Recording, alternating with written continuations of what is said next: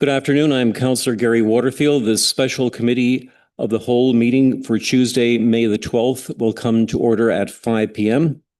I will now call upon Councillor Barry Smith for the adoption of the agenda. I, Councillor Barry Smith, declare that the agenda for the special committee of the whole meeting, May 12th, All those in favor? 2026, be adopted as presented. Carried. Thank you very much.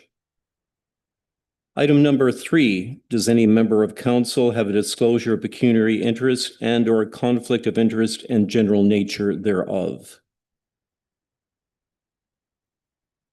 Thank you. Seeing none, we will move on. Item number 4, the purpose of this public meeting is to hear an application for a zoning bylaw amendment number ZBL 03-2026, Norchap Development, 22 Church Street. The planner will provide a brief overview of the file and details of the amendment. The applicant will be given an opportunity to speak to the application. The public will then be given an opportunity to make comments and ask questions. A person or public body who has the ability to appeal the decision of council for the zoning bylaw amendment to the Ontario Land Tribunal must make oral submissions at the public meeting or make written submission to the town of Perth before the bylaw is passed in order to be entitled to appeal the decision.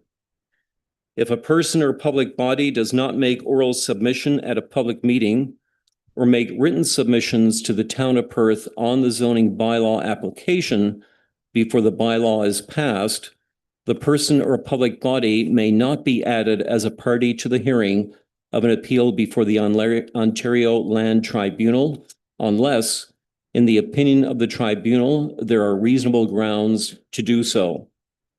If you wish to be notified of the decision of council and any possible Ontario Land Tribunal hearing in respect to any of the listed applications, you must submit a written request to the town of Perth, or you must sign the attendance list provided at tonight's meeting.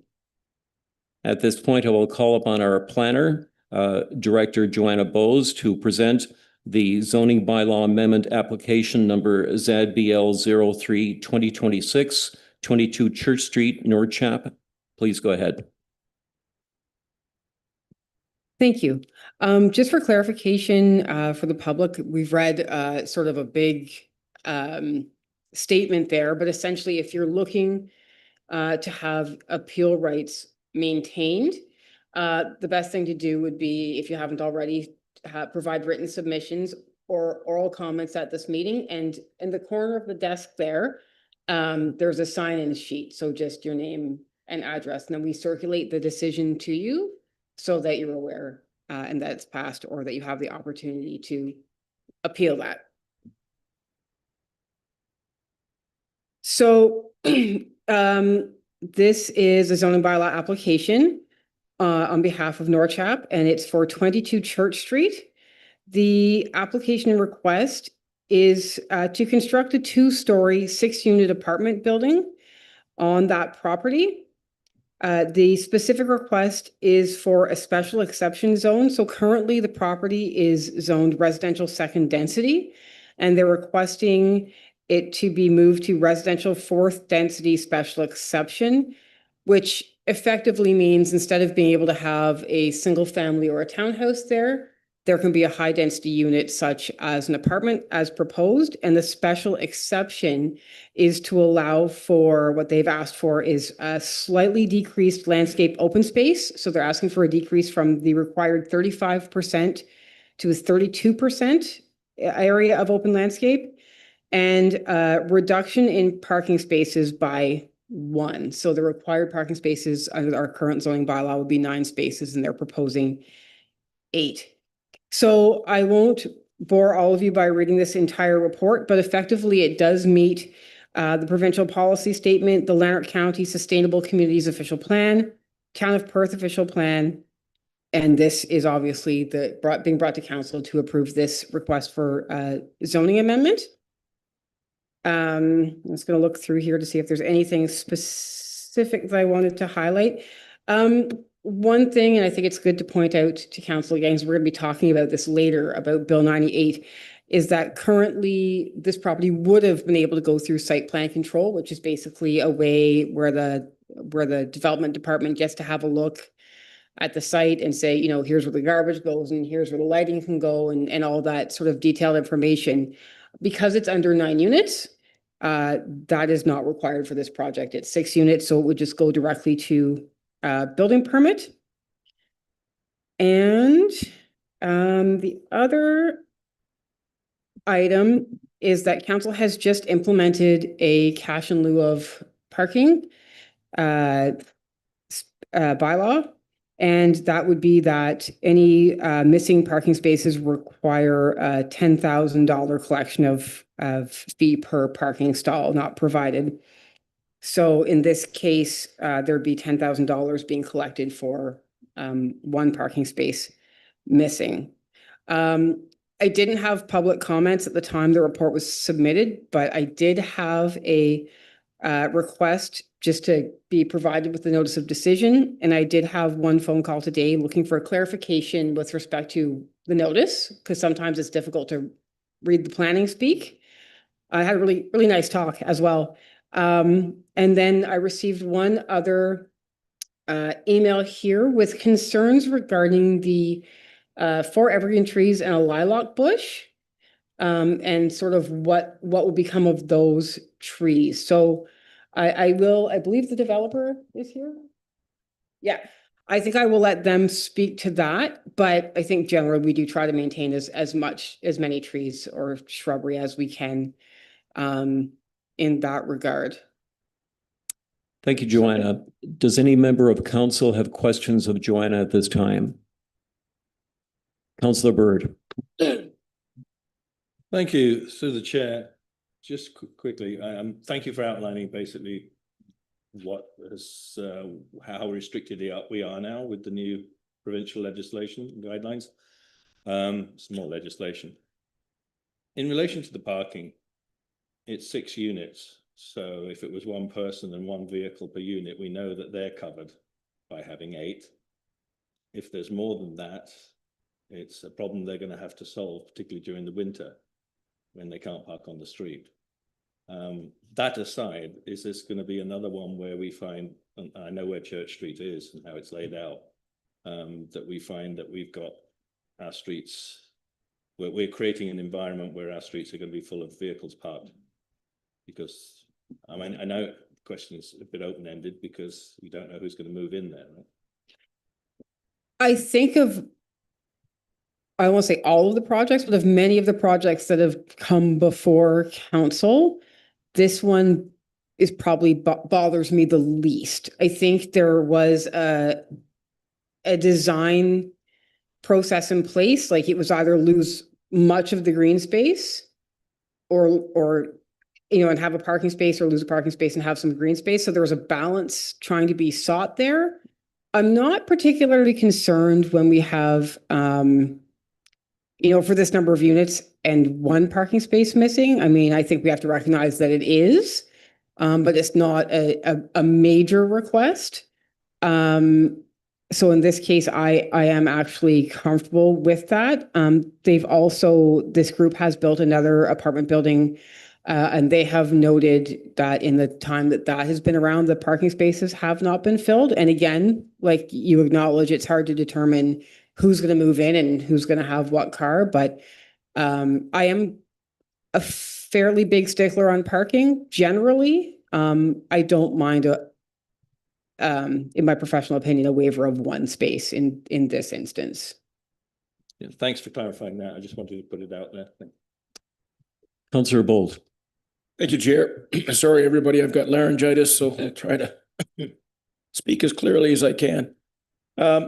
So along the same vein, and when it comes to parking, and yes, we passed a bylaw that 10,000 in lieu of, I've been by the property and I'm aware of their other building that they built. From that standpoint, my biggest concern in the past has been where there have been applications where, you know, they didn't even hardly come close to the number of parking spots. I feel a lot better when there's, you know, 8 for 6 units. where there should be 9 than I would where there'd only be 4 for 6 units. That said, if does it mean that they have to pay the 10,000 if we agree to let that go, or does that have to go to a minor variance application? Like, can you bring me up to speed how that works? The $10,000 is a listed fee for cash and lieu of parking, but like everything else, I believe council is entitled to waive that if they choose to do so. Okay, thank you. Just in mind, with Yeah. that in mind, other applications may come along that would then request the same waiver of fees. So just be cognizant of consistency throughout.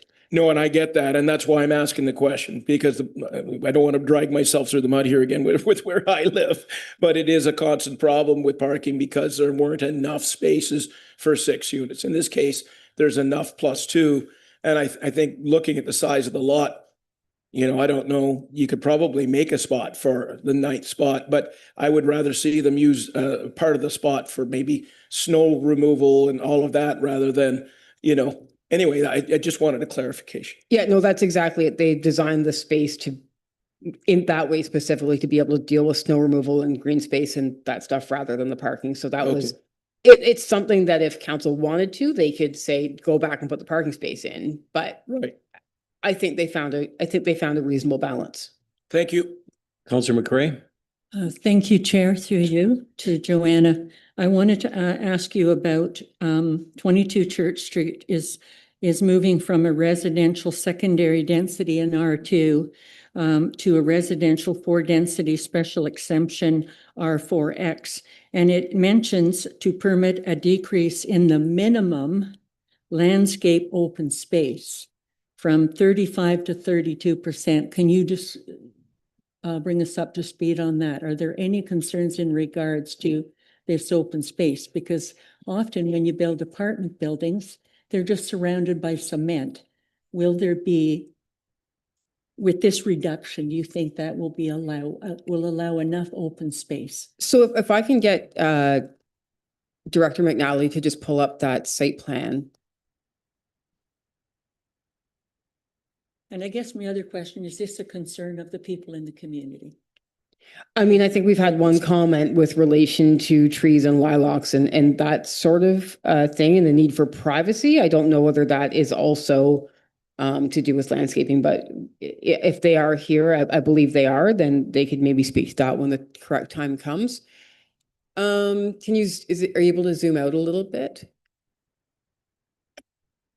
And a little bit more, we got to see the full picture there. So, yeah, I guess it takes up too much of the screen. Sorry about that. So there is some green space in the front and along the one edge, abutting, I think it's 24 Church. And there is some green space on the other side. And then to the rear is mostly parking. So there is a little less than is typically required under this zone, which is 35%. So they're going from 35 to 32%. Like I said, you can see right there where there's the 2 parking spaces, there is other room there that they could put a parking space in, but they've chose to maintain the grassed open space area. So I think that it's a matter of trying to find balance. Is this maybe slightly overdeveloped for the site? Perhaps. But I think of many of the projects we've seen, this comes pretty close to the type of development I would like to see. So I am comfortable with this. If I may ask, Chair, one Go additional ahead. question. So with this project, do you have any reservations in regards to this development? I From a don't. planning point of view. I don't. And the community may speak differently, but from planning applications, as I see them, this seems a very reasonable one. We've had discussion at a development support team meeting. They came in really well prepared. They've done this before. And if Director McNally, if you could scroll down again, I think they've done a reasonable job of also trying to have it look more like a home than anything else. And so I think this would be a a medium density project that, you know, will be different for that neighborhood for sure, but I think when it's completed will be a good build. Are there any other questions? Mayor Brown? I'm just curious, seeing as we brought in this $10,000 for a parking space or lack of a parking space. How long ago the calculation was made up as to what size a parking space is? Because, you know, cars these days are much smaller than there was 15, 20 years ago. Yeah, our parking space size is actually smaller for the town of Perth than I've seen anywhere else. I'm gonna say the wrong thing now, but it's 5.5 meters in length and I want to say 2.5 meters in width. But that is smaller than I've seen even in places like such as Carlton Place. So I think we are set for parking space size. I would be uncomfortable if it got a lot smaller, to be quite frank, given that a lot of us drive trucks. I go. Are there any further questions of Joanna at this time? Okay, thank you. Do we have any comments from the applicants? Please come forward and identify yourself.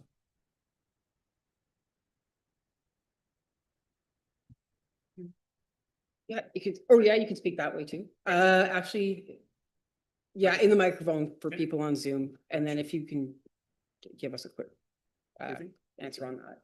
Okay, sure. Welcome. It's good to have you here today. If you could please state your name. Yeah, Adam Norwood. Thank you. Please go ahead. Okay, thank you.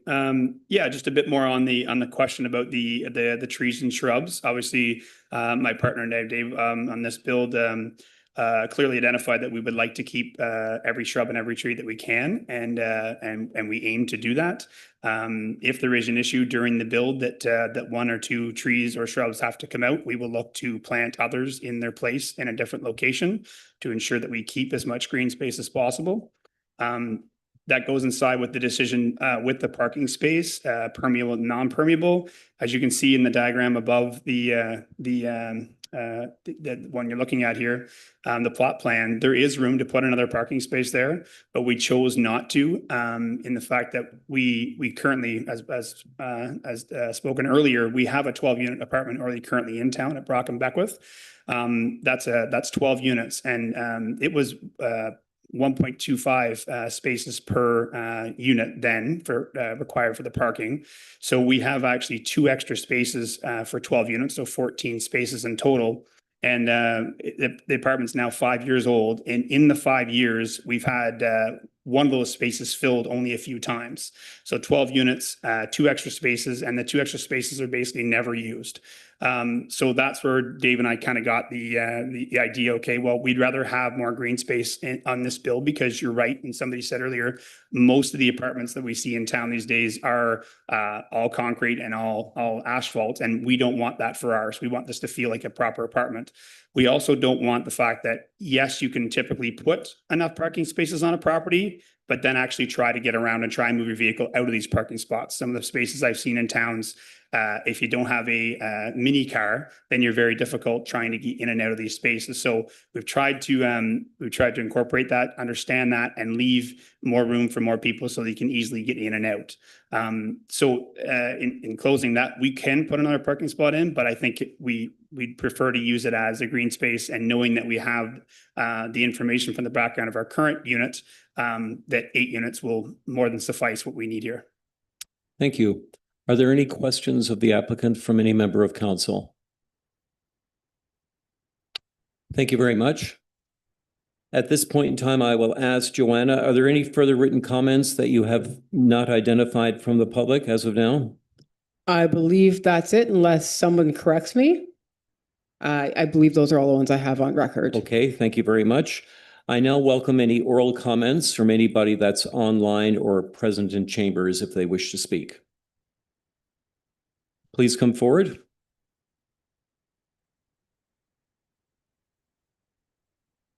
Sure, I'm coming forward to. Oh, just have a seat right there. Make yourself at home. And then if you Just give your name. Oh, hi. My name is Kathleen Corbett. I live on Church Street.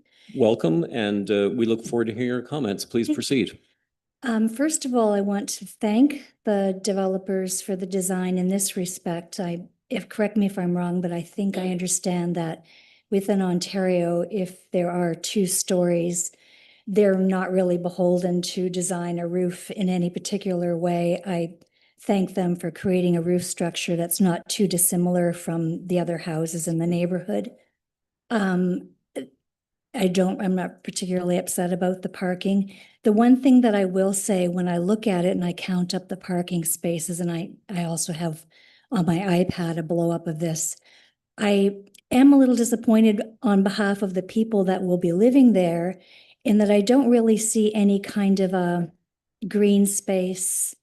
I'm assuming that their connection with the outside is strictly going to be on their balconies.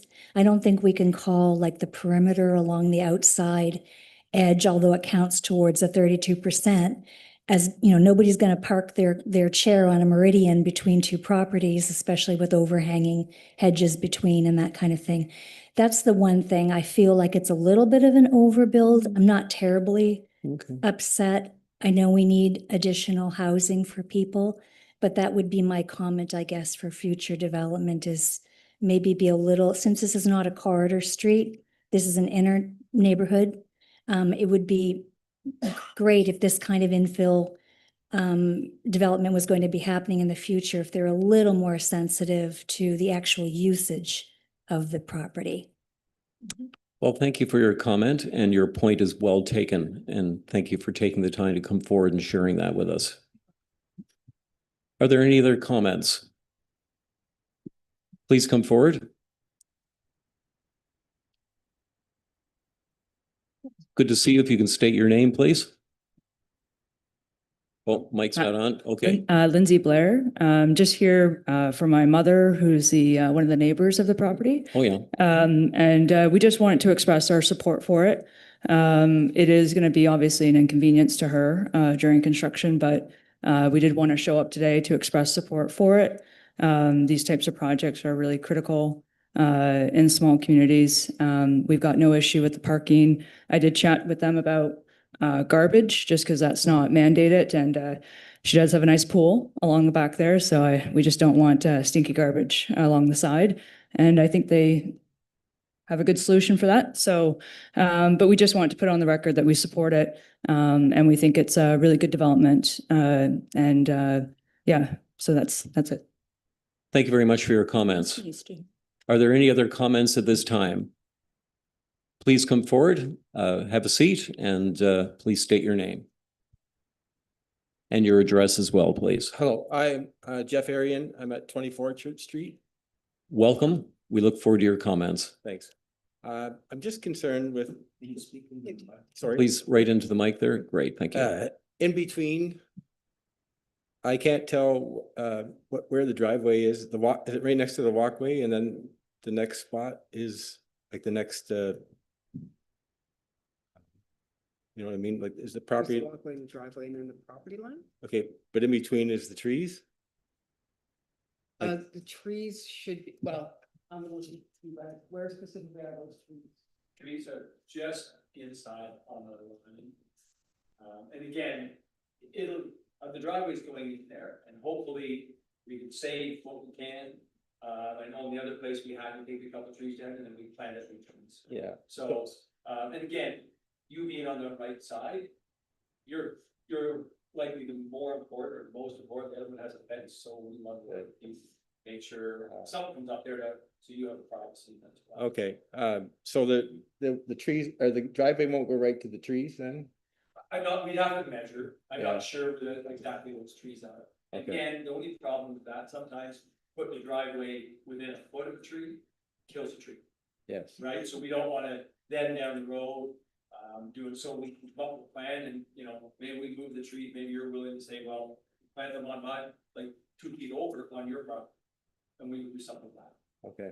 Okay, you know, like I said, we want to work Yeah. with the neighbors. but Yeah, I'd like to work with that. Okay. I think that's it. Thanks. Thank you for your comments and thank the applicant for a quick response. Are there any other oral comments at this time? please come forward.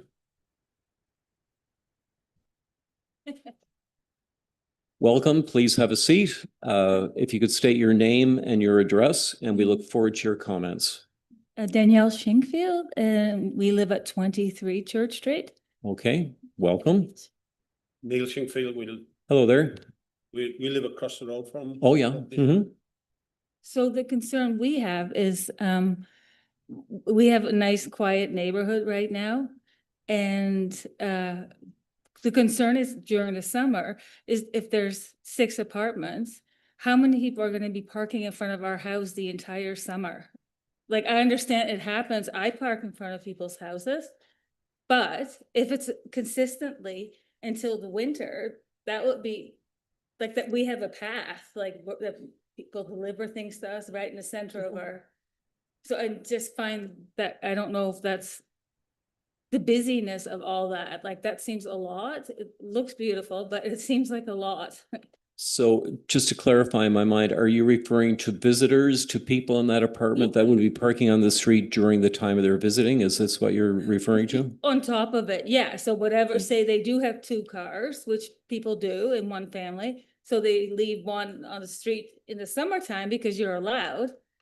But then is it gonna sit in front of my house, like on number, because we're right, like I can look, like, used to look right at their door. So it's just a consideration because this is our retirement house and I don't wanna have issues and stuff. I appreciate your comments. Yeah. Councillor McCray. So through you, Chair, and to this lovely couple, one of the things I think that's really important is as you move forward with the development, that there be discussions with the owner who's setting up the rental agreements with the people that live there. In a lot of apartment buildings that I've been involved in, the owners will actually put that, specify in the rental agreement, the number of parking spaces that you're allowed to have. And if you have visitors, then that's something else you have to consider.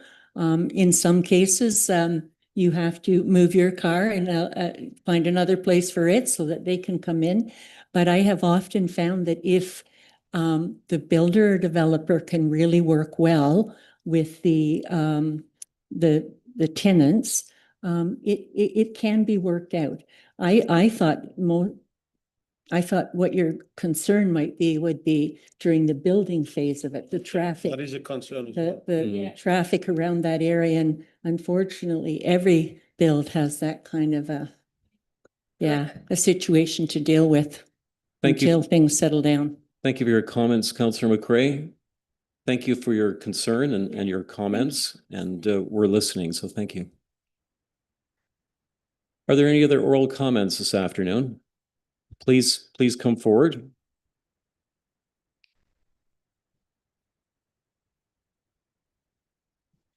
Through you, Chair. Councillor McCray? The other thing too, that people in the neighborhood, when a development happens, need to, because this is new to that neighborhood, is that there are provisions in our building codes and that kind of thing as to the hours they're allowed to be working in that, on that street and on that project.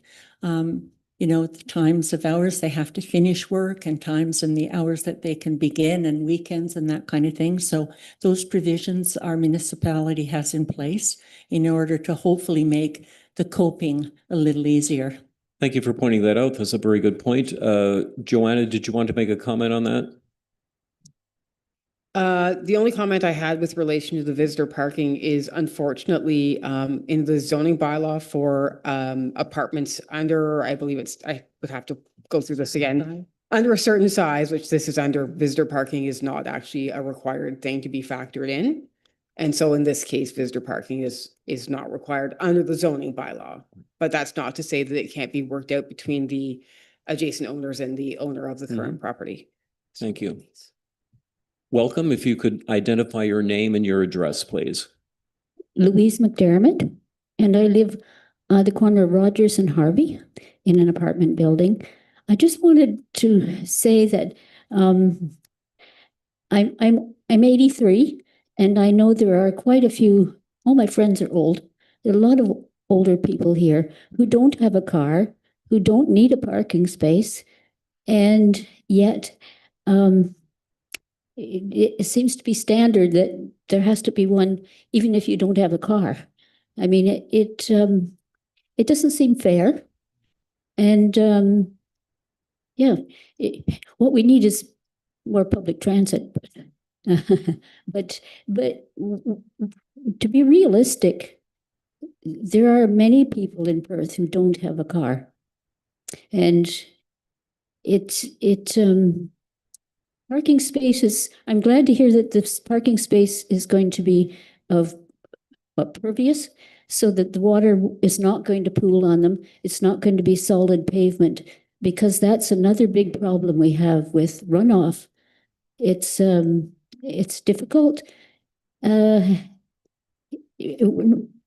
getting enough water into the ground.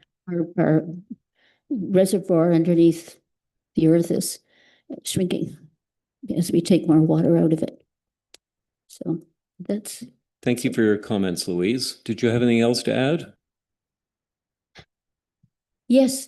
I am concerned about building more and more parking lots in the town. I would ask you to keep your comments to this specific application. Oh, to this specific one? The other thing I'd say is I have lived in a home built by the present developer, and it was well built and well planned. And so I have no doubt that this one will be too. Thank you very much. Are there any other oral comments this afternoon? Hearing none, I will call upon Deputy Mayor McPherson. Here. One more. I'm so sorry, I didn't see your hand. No problem. Please come forward. And if you can state your name and your address. My name is April Arian and I live at 24 Church Street. Oh, okay. So I have concerns with the exception of reducing the green space. We live in a beautiful little town, very proud to live here.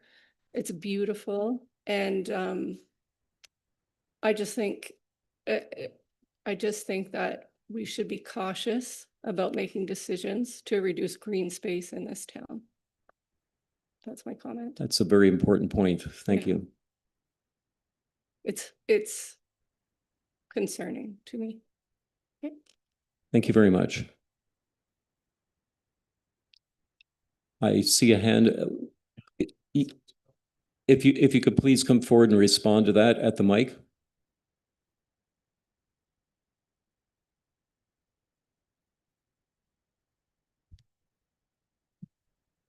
Thank you. I just want to say that a lot of these questions are very good questions. I'd like to say that both Dave and I are both born and raised in Perth. My actual mother lives at 32 Church Street on this street. So we agree with everything that everybody's saying. And the benefit that we have is having the existing apartment already in town and the study that we've done with it. Concerning the visitor parking and the parking on the street, we've had zero issues with that. Everybody parks in the parking lot. And again, the 2 extra spaces, they're even never used.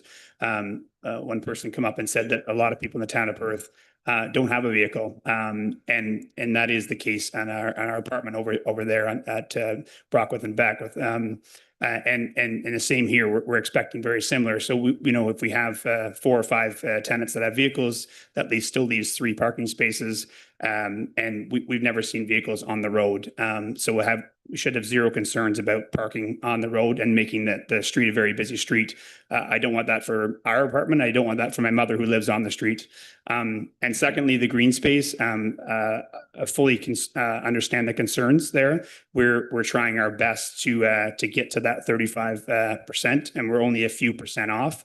And so we also agree that we want more green space, and we're looking to do that. And that's why this application came this way, and not looking for an 8-unit apartment with 8 spaces and trying to cram this all in. So we've taken that into consideration, and I hope that it makes sense for everybody.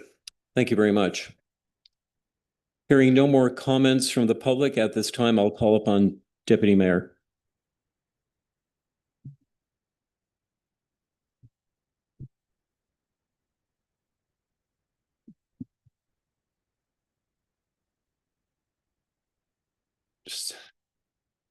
Can you read That's that, better. Deputy? Yeah, thanks. Yeah, moved by myself as recommended by committee of the whole, be resolved that the council of the town of Perth, number one, approve zoning bylaw amendment application ZBL 03/2026, and number two, pass bylaw number 3358-141, being a bylaw to further amend zoning bylaw number 3358 to change the zone category of lands municipally known as 22 Church Street from residential second density R2 to residential fourth density special exception R4XX to permit a decrease the minimum landscape open space from 35 to 32% and to reduce the minimum required parking spaces by one as presented in report 2026 COW 6.1. Thank you very much, Deputy. All those in favor? Carried unanimously. Thank you. Our next meeting date will be in a few minutes. Right after this meeting, we will be having a special committee of the whole on Wednesday, May the 20th at 5:30, also chaired by myself. Are there any questions from the media at this time? None? And I hear none online. I will call upon Councillor McCray for a motion for adjournment. Moved by myself that the special committee of the whole meeting held on May the 12th, 2026 adjourn at 5:36 p.m. Thank you very much. All those in favor? Carried. This meeting is adjourned.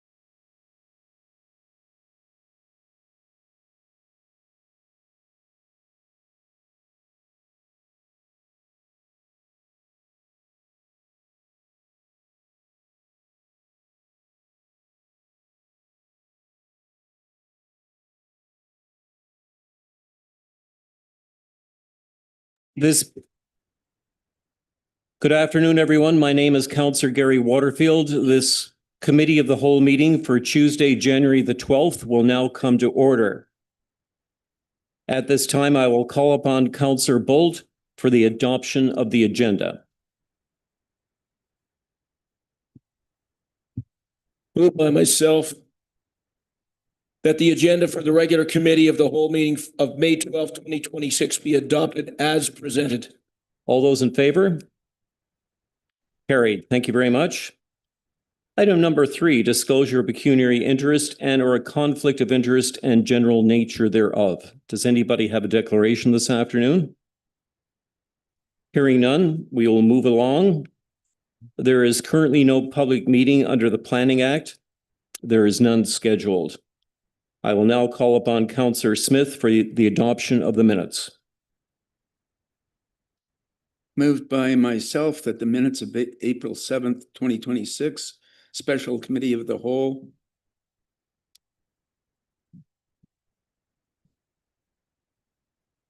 meeting and the April 7th, 2026 regular committee of the whole meeting be approved. All those in favor?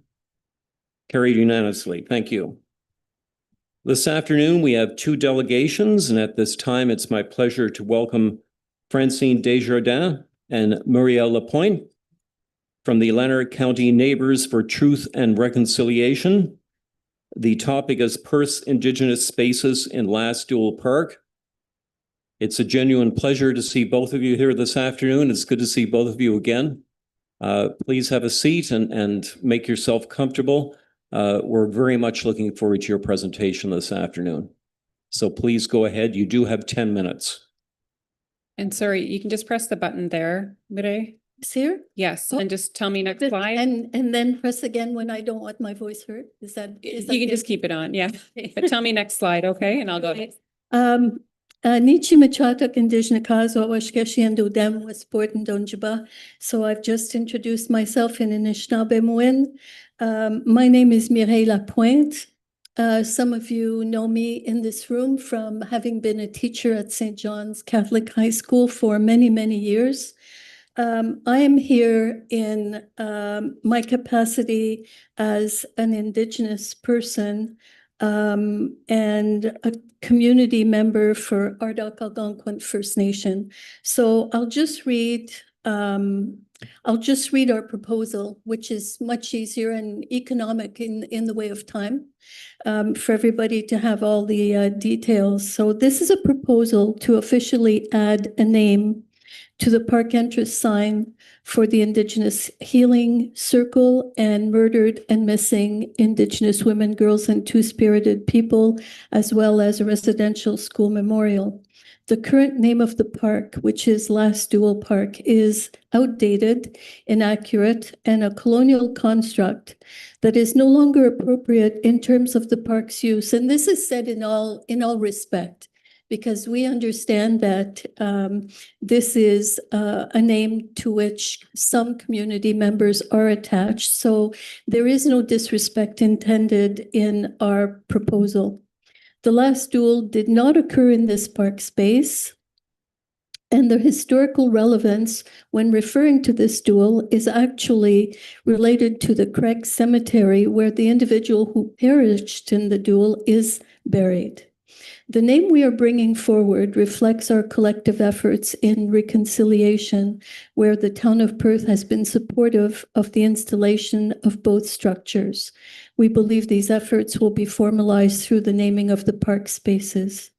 The Anishinaabe name, where we gather in a good way, Kaijimino Negoche Dadik, was translated from English by Norman Machuan, a friend of mine and an Algonquin knowledge keeper and fluent first language speaker, Barrier Lake, Quebec. The reason why this is important as a fluent first language speaker is that sometimes translations can be made literally when, in point of fact, you want the spirit of the name to be translated. And a first language speaker has that ability, whereas a second language learner, where I've dealt with all my life, doesn't often get that spirit, can translate the meaning, but not the spirit of the word. I've recently traveled to provincial and federal parks where signs were posted to indicate a location or other spaces in Indigenous languages alongside English or French. In addition, many cities are honoring Indigenous languages in their signage of streets, parks, and other locations. The town of Perth has been forward-thinking and proactive in its support of our cultural spaces and indicates a goodwill that we gratefully applaud. And I can personally attest to this in my experience with St. John's High School, Catholic High School. Approving the Indigenous name of our space will continue to strengthen this communal relationship. Once this naming is approved by Town Council, we will pin it on Google, and we believe that this may attract tourism with an interest in Indigenous cultures. And this proposal is respectfully submitted. Miigwech. Thank you. Francine Desjardins, Zaganashimang, Galeroroxnyankiat, Rotiskerewake. I'm there watching from the Bear Clan. I can go on, but I'll keep it simple. So if we can start at the beginning of the slide, we'll go through that together. So this is Perth's Indigenous space currently named Last Dual Park, where we gather in a good way. Kaije Mino Negochidadik. So we've done a lot of work together, but the history of and the reconciliation work that we've done started way back in 2017 with the Healing Force Memorial. And that was created to honor the missing and murdered Indigenous women, girls, and Two-Spirit people, and those who attended residential school. And since then, we've attempted to start a medicine garden, and hopefully we'll be able to expand on that with the sacred medicines that we use.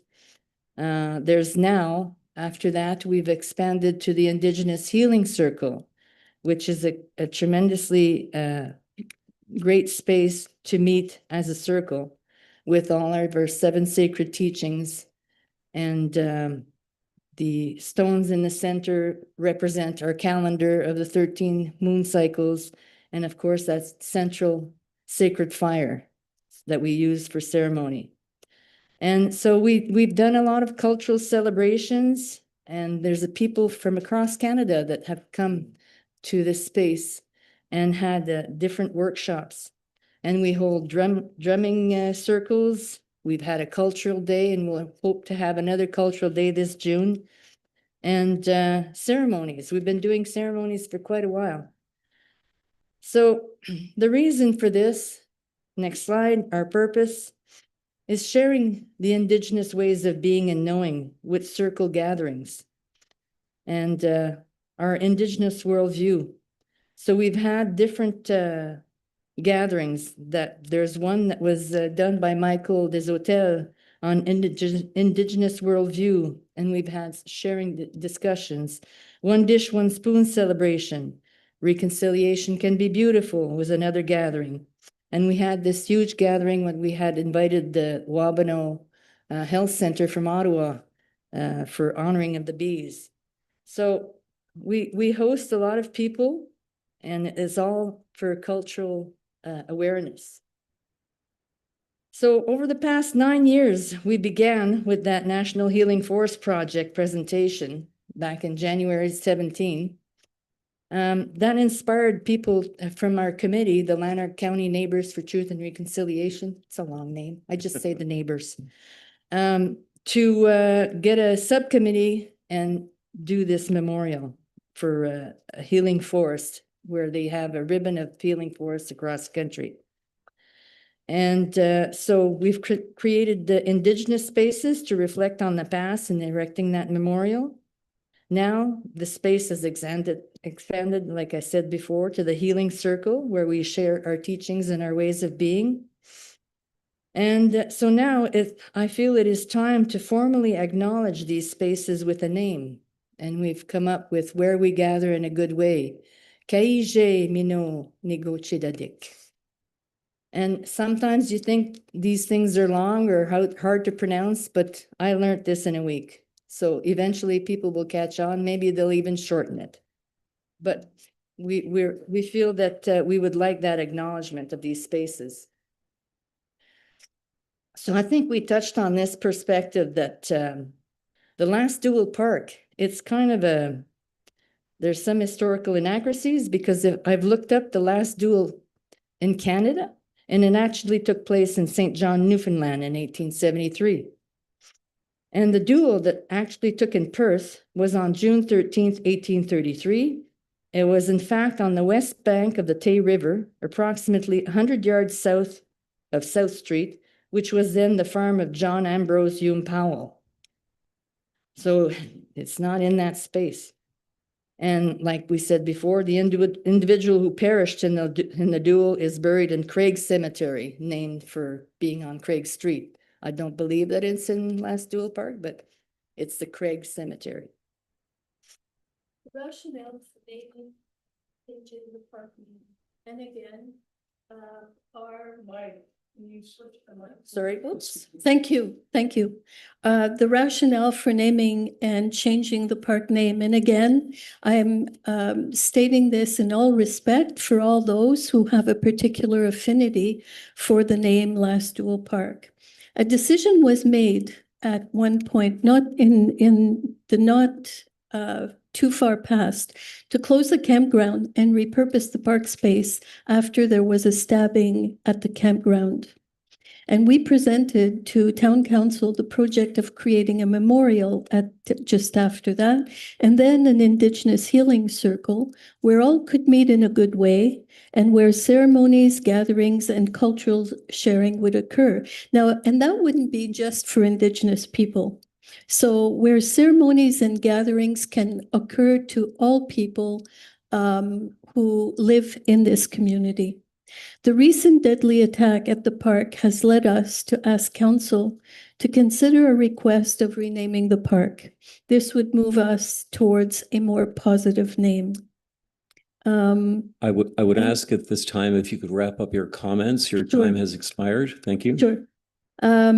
Renaming the park will honor the spirit of the 94 calls to action of the Truth and Reconciliation Commission and will manifest the town of Perth's forward thinking and goodwill. Do I have 1 more minute? Make it quick, please. Okay, thank you.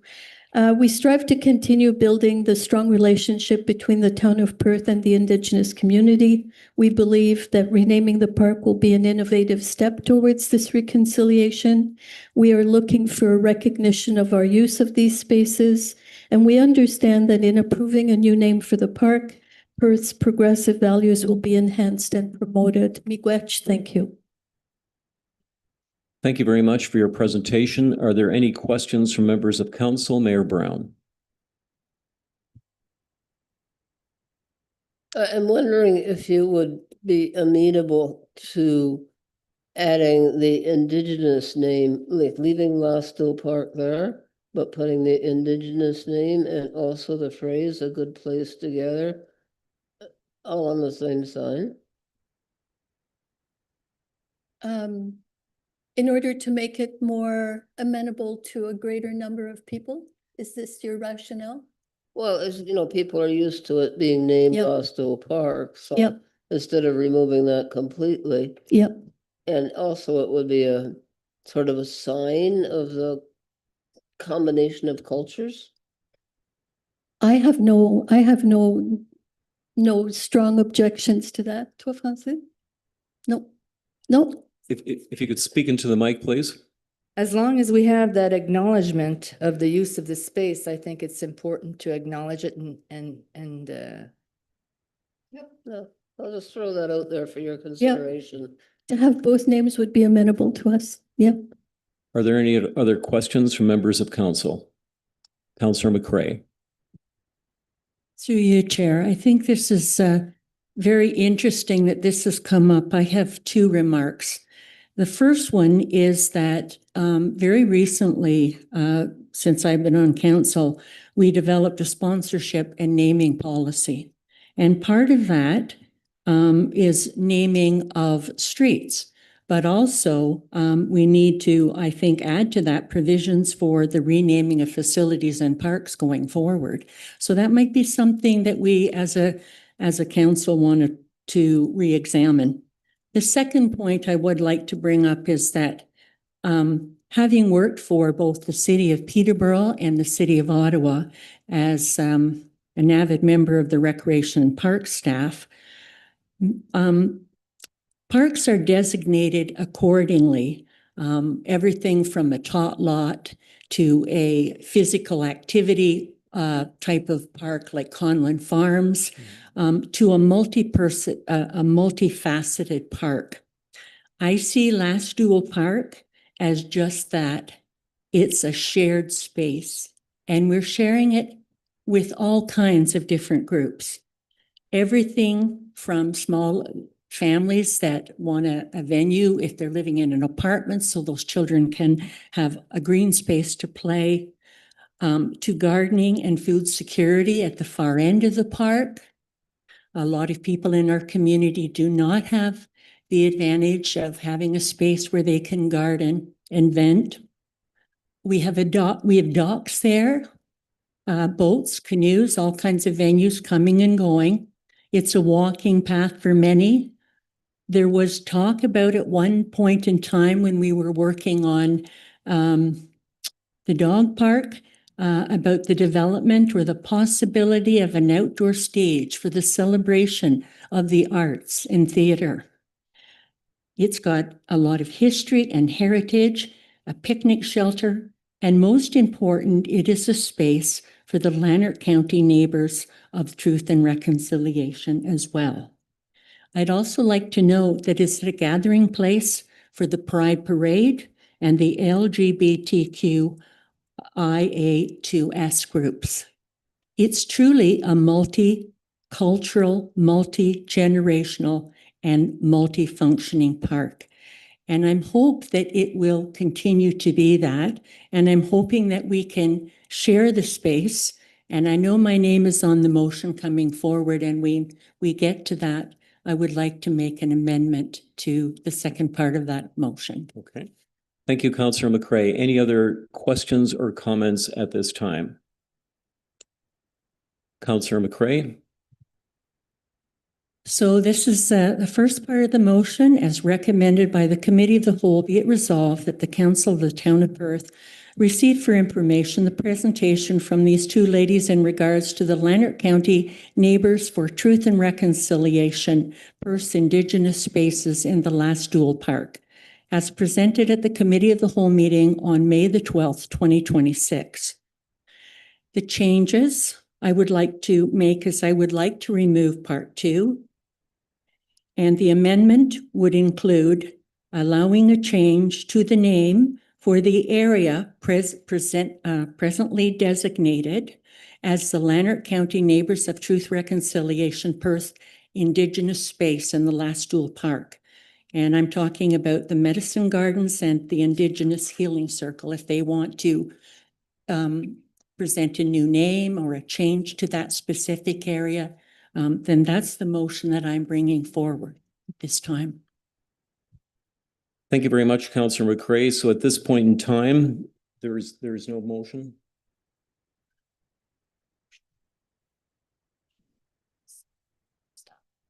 So at this point, there's the only motion coming forward is the first part in terms of receiving information of the presentation from Francine Desjardins and Mary Wright, Murray Lapointe, Lanark County Neighbors for Truth and Reconciliation, Perth's Indigenous Spaces in Last Dual Park. So at this point, we will pass the first part. For us to vote on the first part, Chair?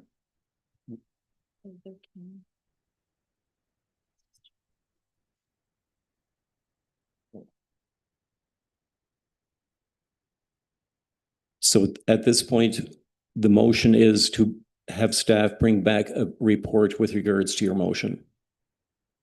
Is that correct? Yeah. Thank you. So through the chair, the motions deriving from a delegation are inclusive of receiving the presentation for information or directing staff to bring back a report. But according to the procedural bylaw, there's no other motions that can derive from a delegation. So okay. Yeah. So at this point, we will call upon the motion as in part 1. Okay. Go ahead, Mayor Brown.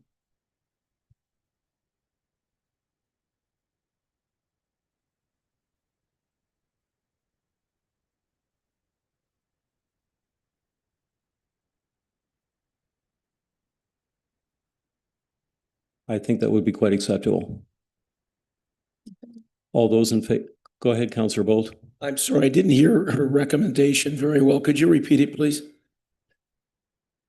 You want me to complete? My recommendation was that we go ahead with the first part of the motion as it's listed here.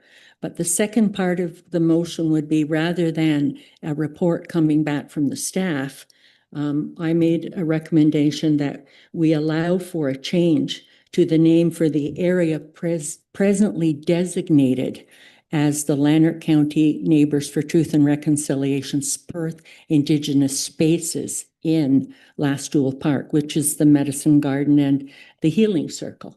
That was the recommendation I was bringing forward. Thank you, Councillor McCray. Councillor Bolt. She just answered my question. So the area directly that's Right. there now. Okay. So all those in favor of the, go right ahead. So are you asking for a staff report on your comment about renaming that area? I had not asked for a staff report, but our chair had told our council that the procedures going forward in regards to a presentation or a delegation, what's on the floor, had to go through. Is that correct? Correct. Okay, so I'm just wondering, your comment is to ask for a staff report to rename that specific area. Not just go ahead and rename it, but for a staff report so we all understand all the pros and cons and like we do for every other staff report. Yes. So, Hearing that, is everybody clear? We're going to be asking for a staff report on the recommendation of the renaming of that section of the park. Correct. Any questions? All those in favor? All those against? One against, the rest in favor. Carried. Thank you very much. And thank you for your presentation. Thank you, ladies. It was very informative and very thought-provoking. Thank you for your time today. At this time, I'll call upon Erica Heason, CEO, Chief Librarian of the Perth and District Union Public Library Annual Report 2025.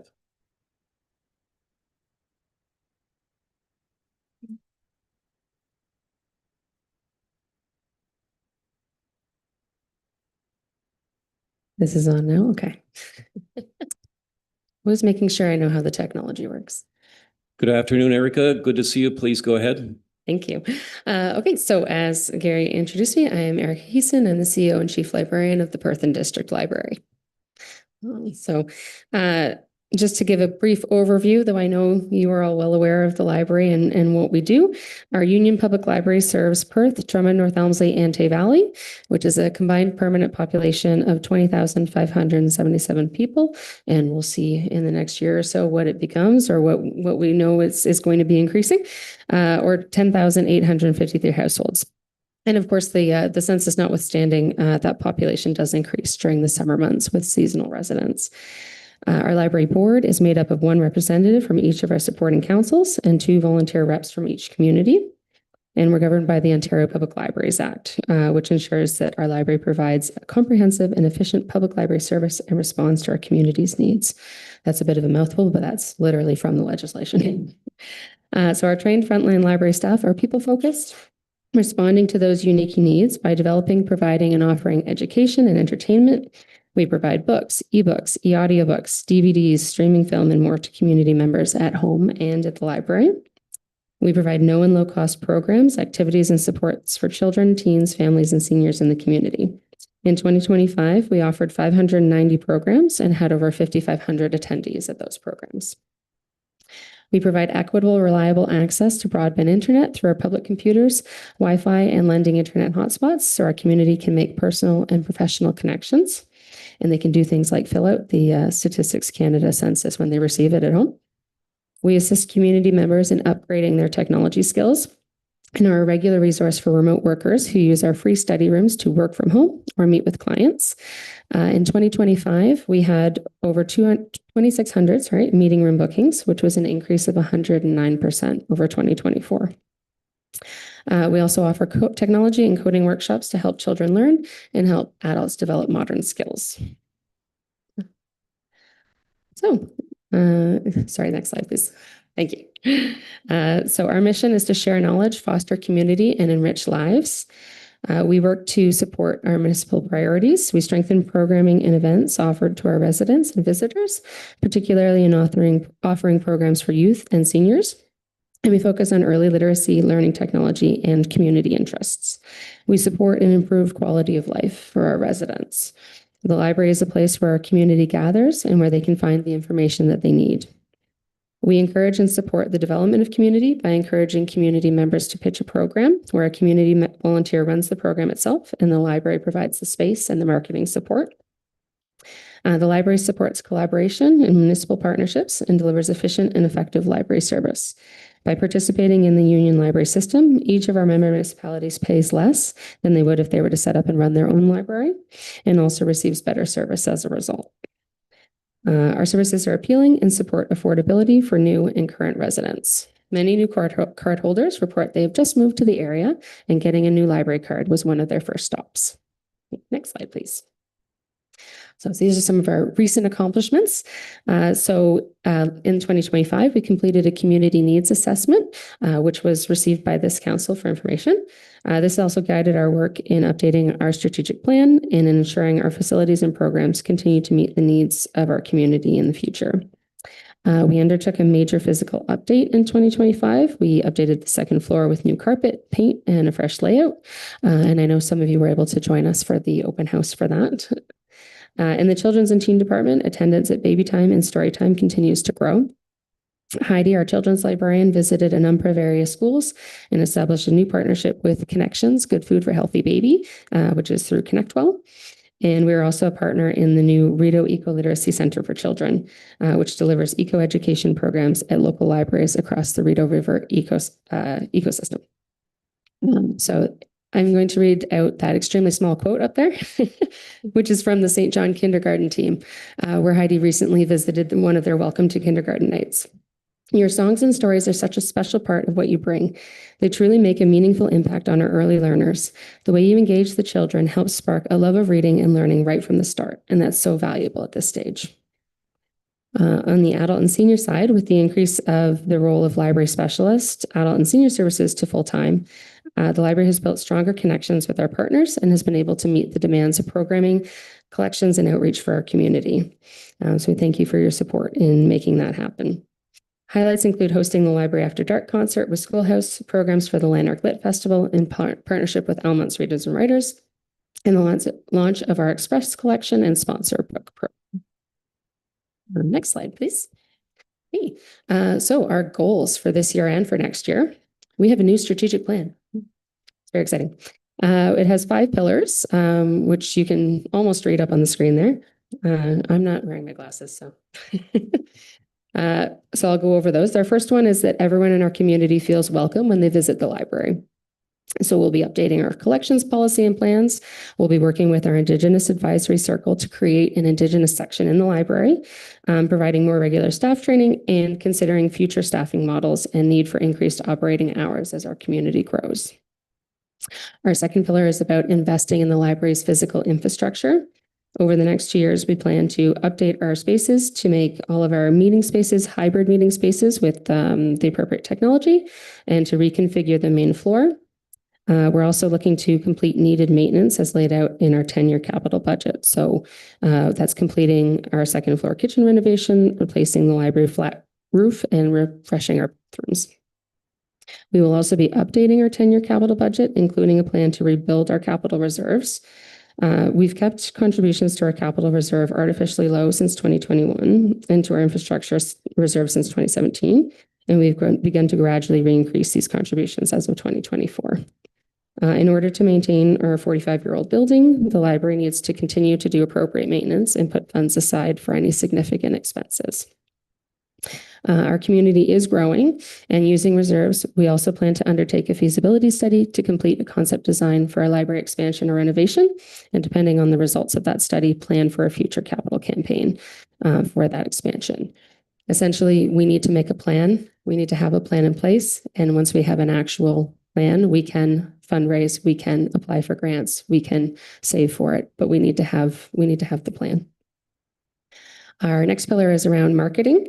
Everyone in our community is aware of the services of the library. So we're looking to host monthly open houses at the library, offer presentations to community organizations, increase engagement on our social media pages, and create and implement a fundraising and donor stewardship strategy.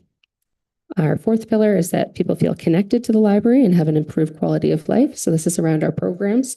We're going to be focusing on supporting literacy by continuing to deliver our core library programs, so story time, and our flagship literacy programs, such as the summer literacy program. We'll be looking to continue to partner with community members and groups to offer free space for community-led programs that are free and open to all.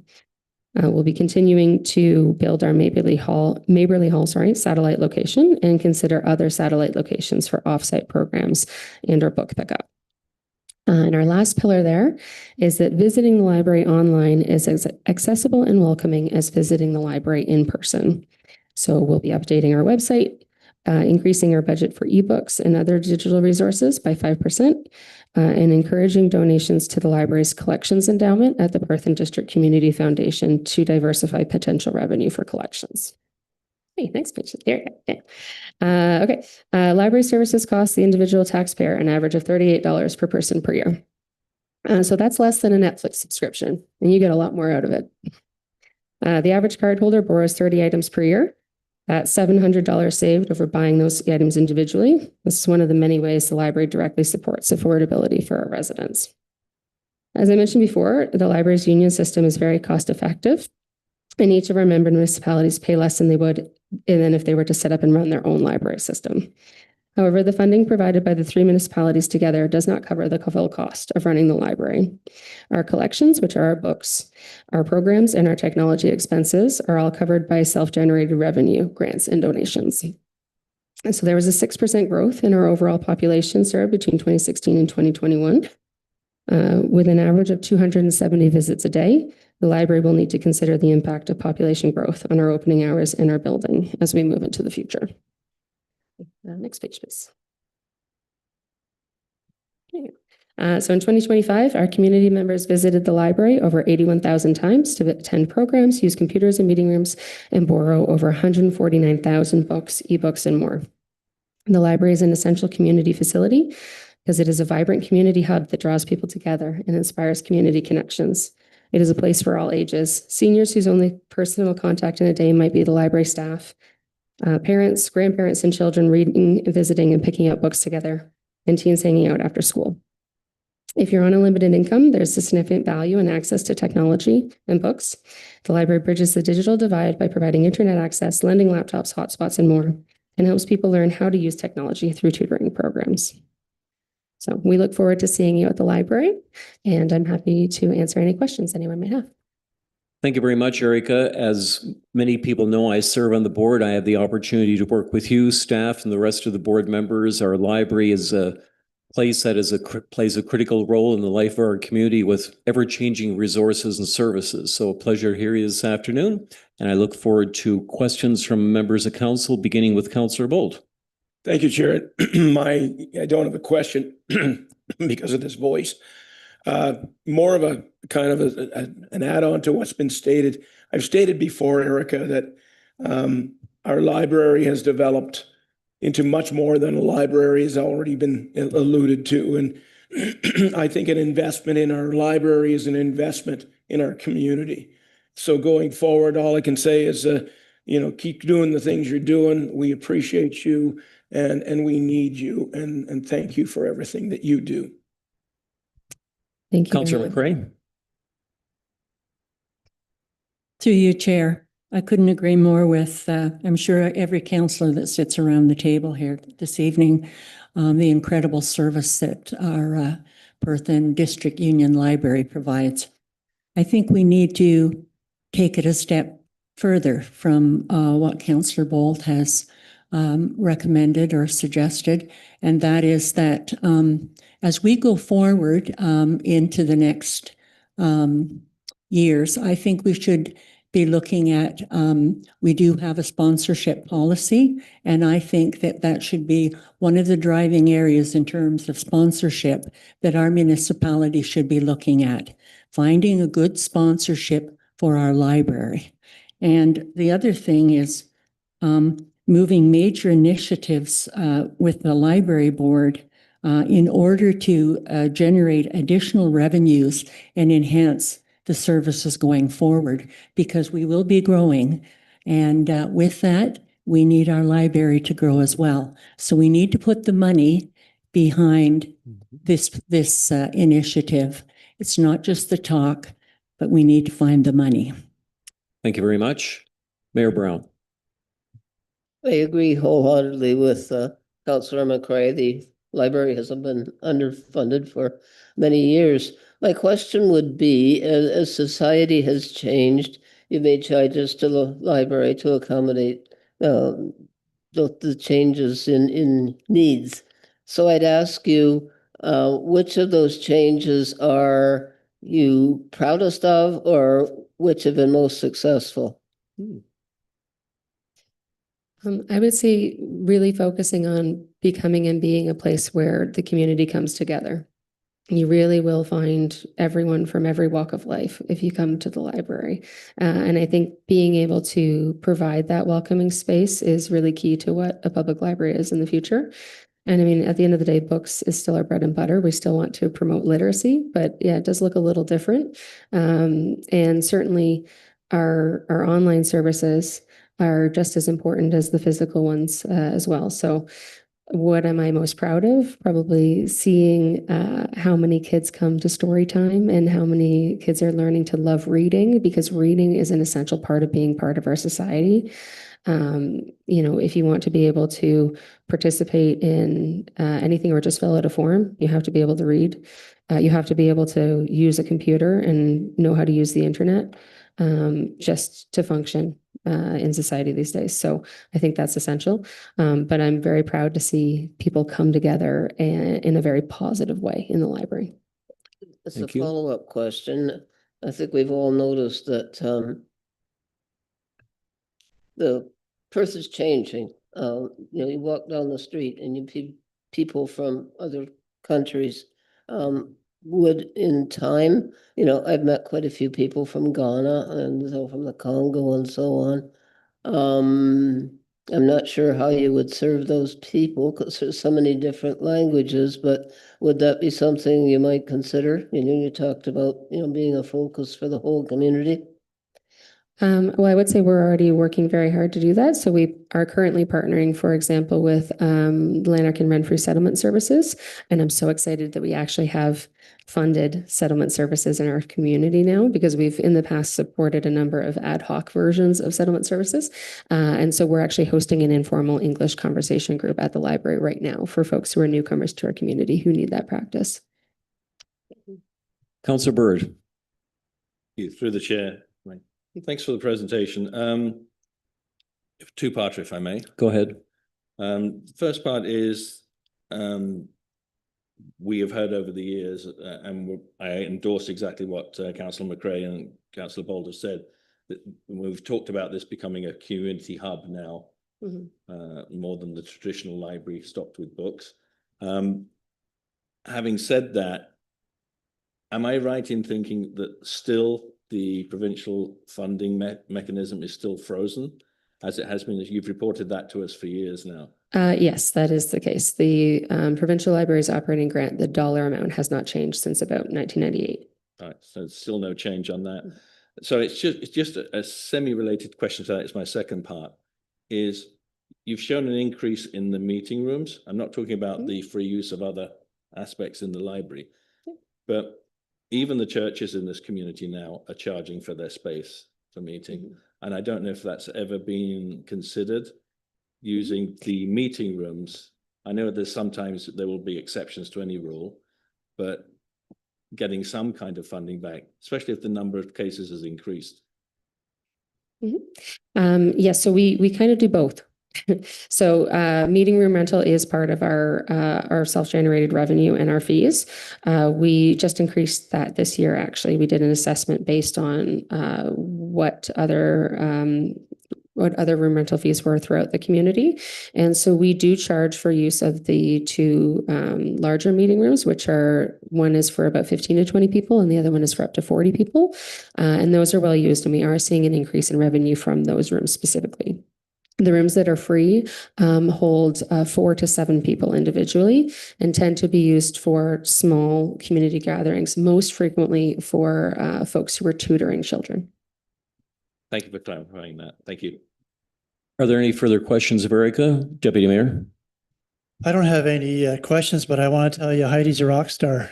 I have a 2-year-old granddaughter, and when she's at her house, I call it Fridays with Heidi, but I say we're going to the library and my granddaughter goes out of her mind, crazy. Her 3 favorite things are she gets to ride the elevator, she gets to see Heidi, and then she gets to count the fish. And one thing about Heidi that if you haven't been to Heidi's show, she knows her story time. She knows and remembers the story time. She knows and remembers every kid's name and welcomes every single child at each time, each session. And that's amazing because I can't remember my own name half the time, but she's fantastic. All your staff. Thank you, Deputy Mayor, and thank you very much, Erica, for your presentation. It's good to see you today. Mayor Brown, you have a motion?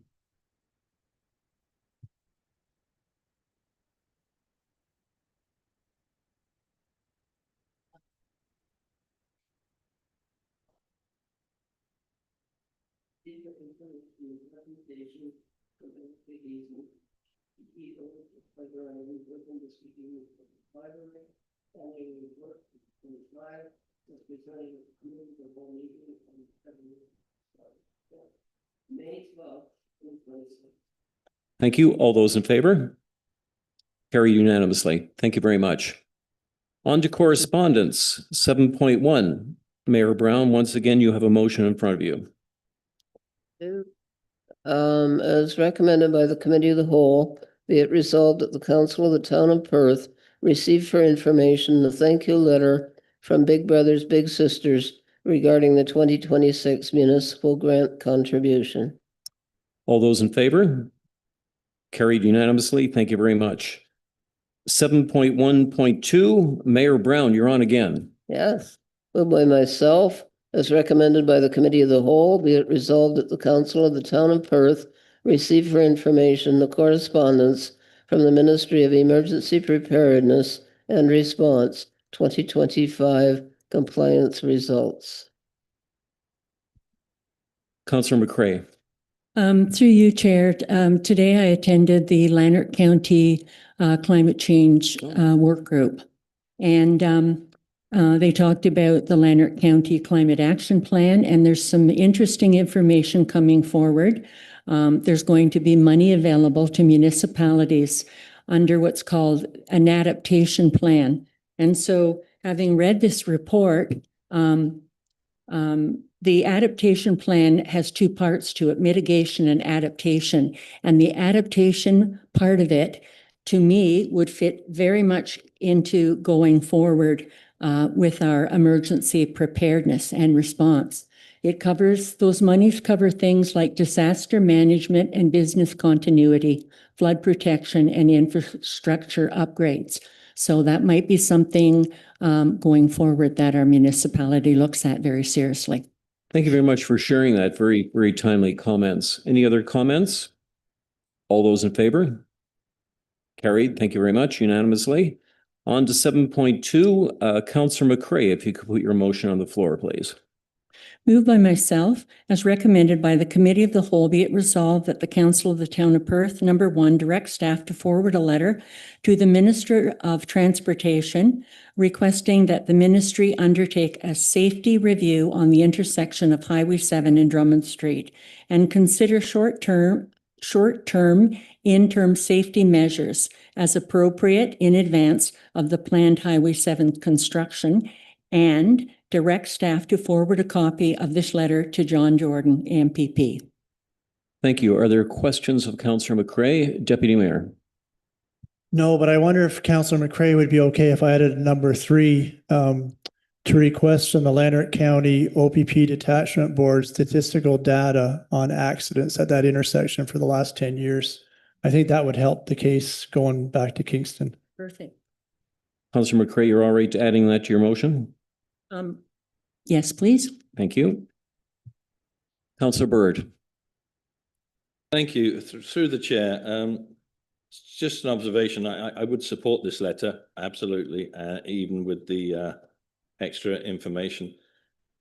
It's a while now, but last term of council, we made a request for that intersection for a short term or some kind of assistance that fell on deaf ears. We're dealing with the Ministry of Transportation, and I would hate for the councillor and anybody else to be disappointed with the new project coming in. I suspect that they will not be prepared, as they have been in the past, not being prepared to do some interim measure involving a new engineering study.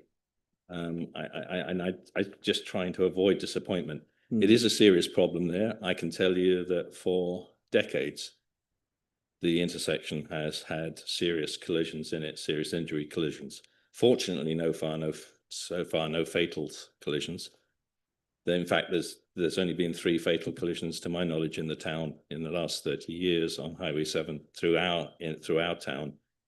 And two of those for certain were left turn south of fast food. So we've been fortunate so far with that intersection.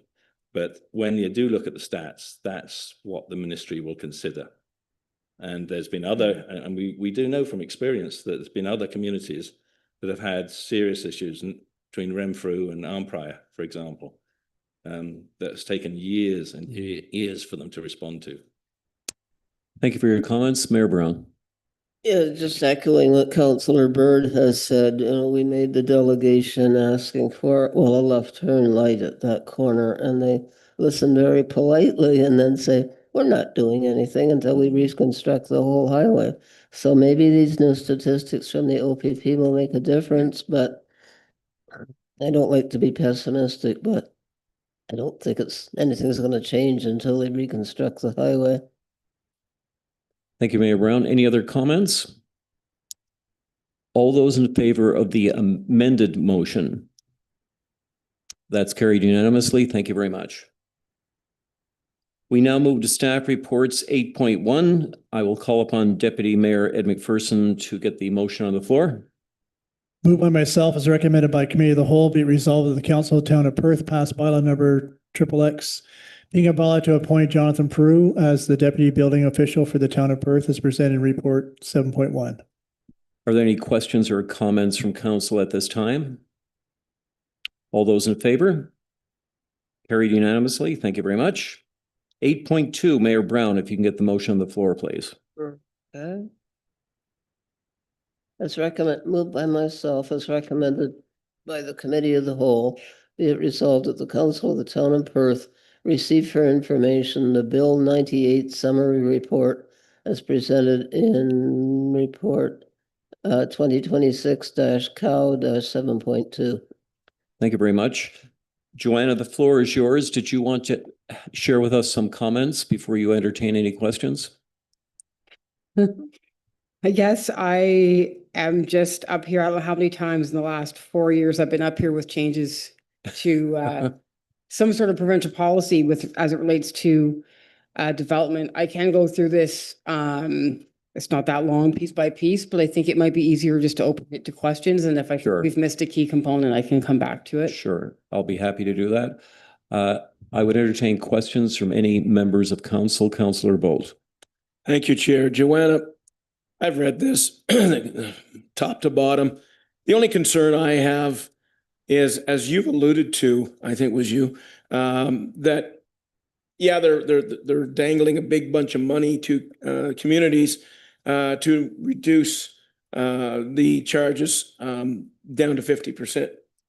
And I think you alluded to the fact that that's short-sighted because as we as a town develop, and I think of major developments like Kaivan and lots more that are coming at us, are we shooting ourselves in the foot by taking a nice chunk of money now, knowing that we could get a lot more? It's a difficult thing to wrap your head around because we don't have real numbers. And the other thing I thought of was, if we don't take the money, they might just change this again 3 or 4 or 5 years down the road and mandate that we have to do what they're asking. So I'd just like your comments on that, please. Yeah, you're right. We don't have a crystal ball. I think I can say, and I probably said to some of you individually just in talking, I mean, I think the provincial government is moving their way along. I'm not going to presuppose I am going to presuppose what they're doing, but obviously I don't know. But it looks as though they're working their way towards removing development charges for sure.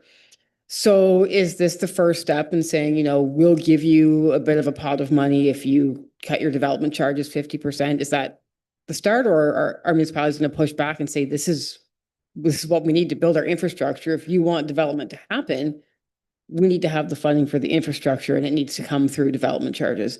This is a really hot topic, and I know that often builders and planners sort of land on different sides of it, and I do understand both sides, and it is really a toss-up as to what the route the province is going to take. But in my opinion, as I've sort of put here, we could cut our development charges by 50%. But the chances of us getting any sort of major pot of money or major grant, I think most of that will go to the larger cities, and we wouldn't get an awful lot anyways. So I say hedge our bets. If Kaivan starts building over the next 5 or 6 years, then we may see more money than what they could offer us. Or we could, lose probably not that much anyways for what they would be offering us. Like, I think the bid money will go to Ottawa, Toronto, maybe Kingston, that sort of thing. One supplementary, then Councillor McCray. So the only comeback to have, and I'm agreeing with you, is that it would be nice to know how many dollars they're going to perhaps give us at this time. This could be a carrot and stick situation. And so I think before we were to make that decision, I think the amount of money that they potentially could throw our way might help us make our decision on how we want to proceed on this. Yeah, and I've been to a couple sort of webinars about this, and I think that's the problem. There's, at least as of a couple weeks ago, there are no numbers being provided. So I don't know that they know. Councillor McCray. So as we move forward with these big projects, I guess from a municipal point of view, we have to think of what are the provisions we're going to put in place so that we can, we can move forward with these projects, and we're not going to find ourselves in a financial mess. The other thing is, I'm just wondering, I haven't read anything on this, but I'm just, like, I've read about Bill 98 until I'm blue in the face, but I'm just wondering about the position of Roma and AMO, especially as it relates to small municipalities. Because I think the point that you've made, Joanna, in regards to, when the provincial government decides that they're going to give out these large allotments of money, it's usually who's the loudest at the table. And those happen to be the largest municipalities because of the numbers. So maybe our mayor and deputy mayor who sit on county council have some ideas in regards to this. How will we have a representation and making sure that small municipalities are getting an efficient piece of the pie in order to move the developments in their communities forward? Good point. Mayor Brown. Thinking back to when the province was proposing giving strong mayor powers to the small towns like ours, and the CAO wrote a detailed letter. The intention of the strong mayor powers was to increase the ability to build houses.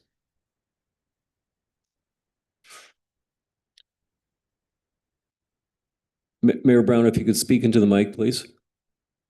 Or did it go off? Okay, thank you. I think it's shutting itself off. Okay, starting at the beginning.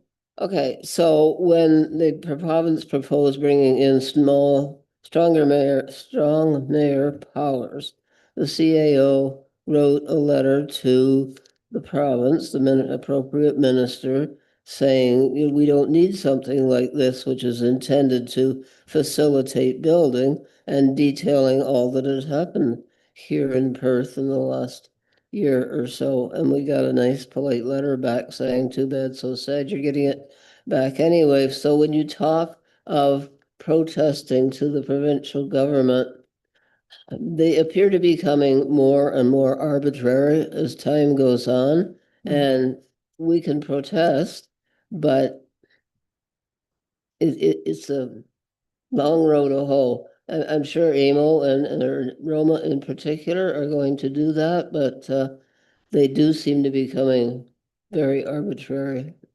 Thank you, Mayor Brown. Councillor Bird. Thank you, through the chair. Again, I support a lot of what's been said here already, but one of my concerns in all this, and I think we are moving towards not being allowed to have development charges as municipalities.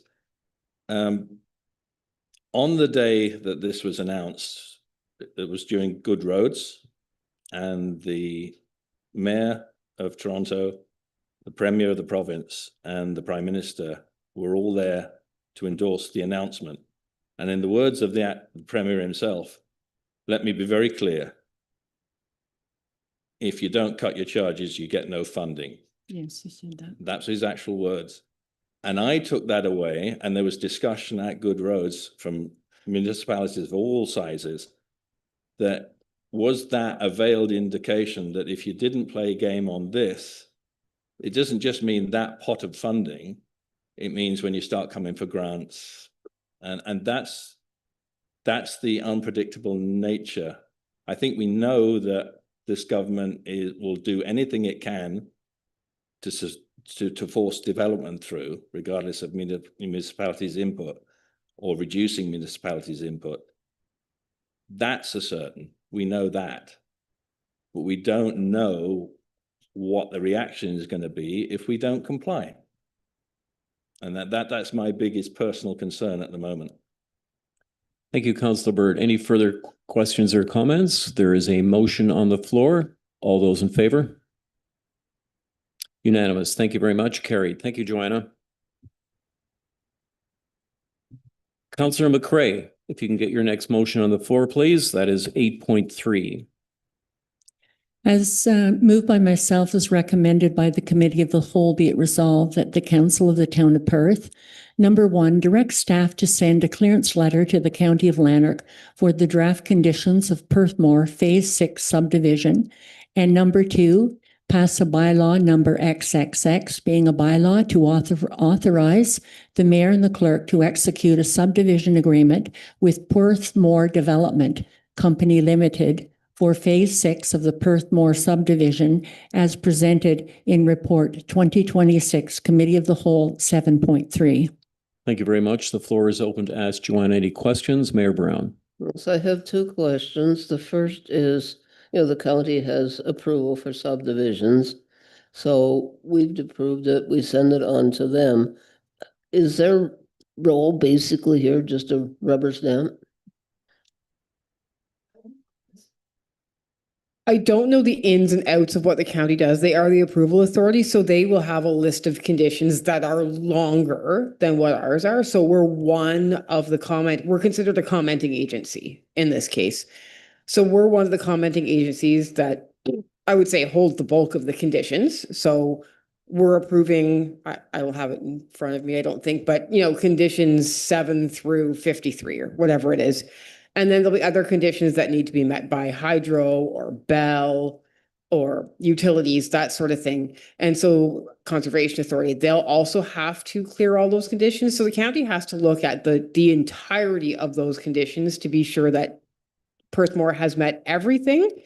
And then they're in charge of registering the easements, registering the draft plan, registering the subdivision agreement.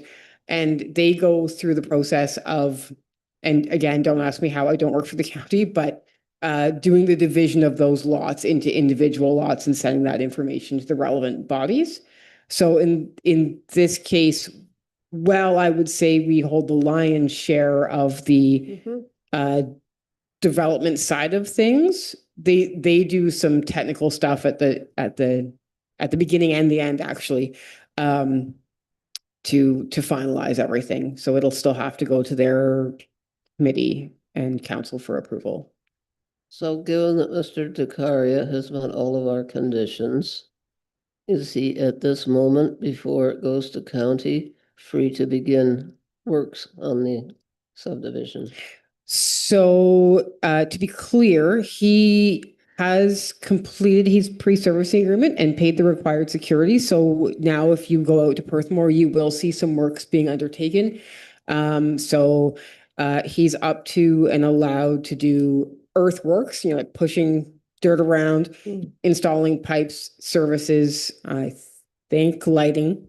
And he can pour foundations for 8 model homes. I think he has handed in those conditional building permits and I think he's picking them up tomorrow, quite frankly. So that's well on its way.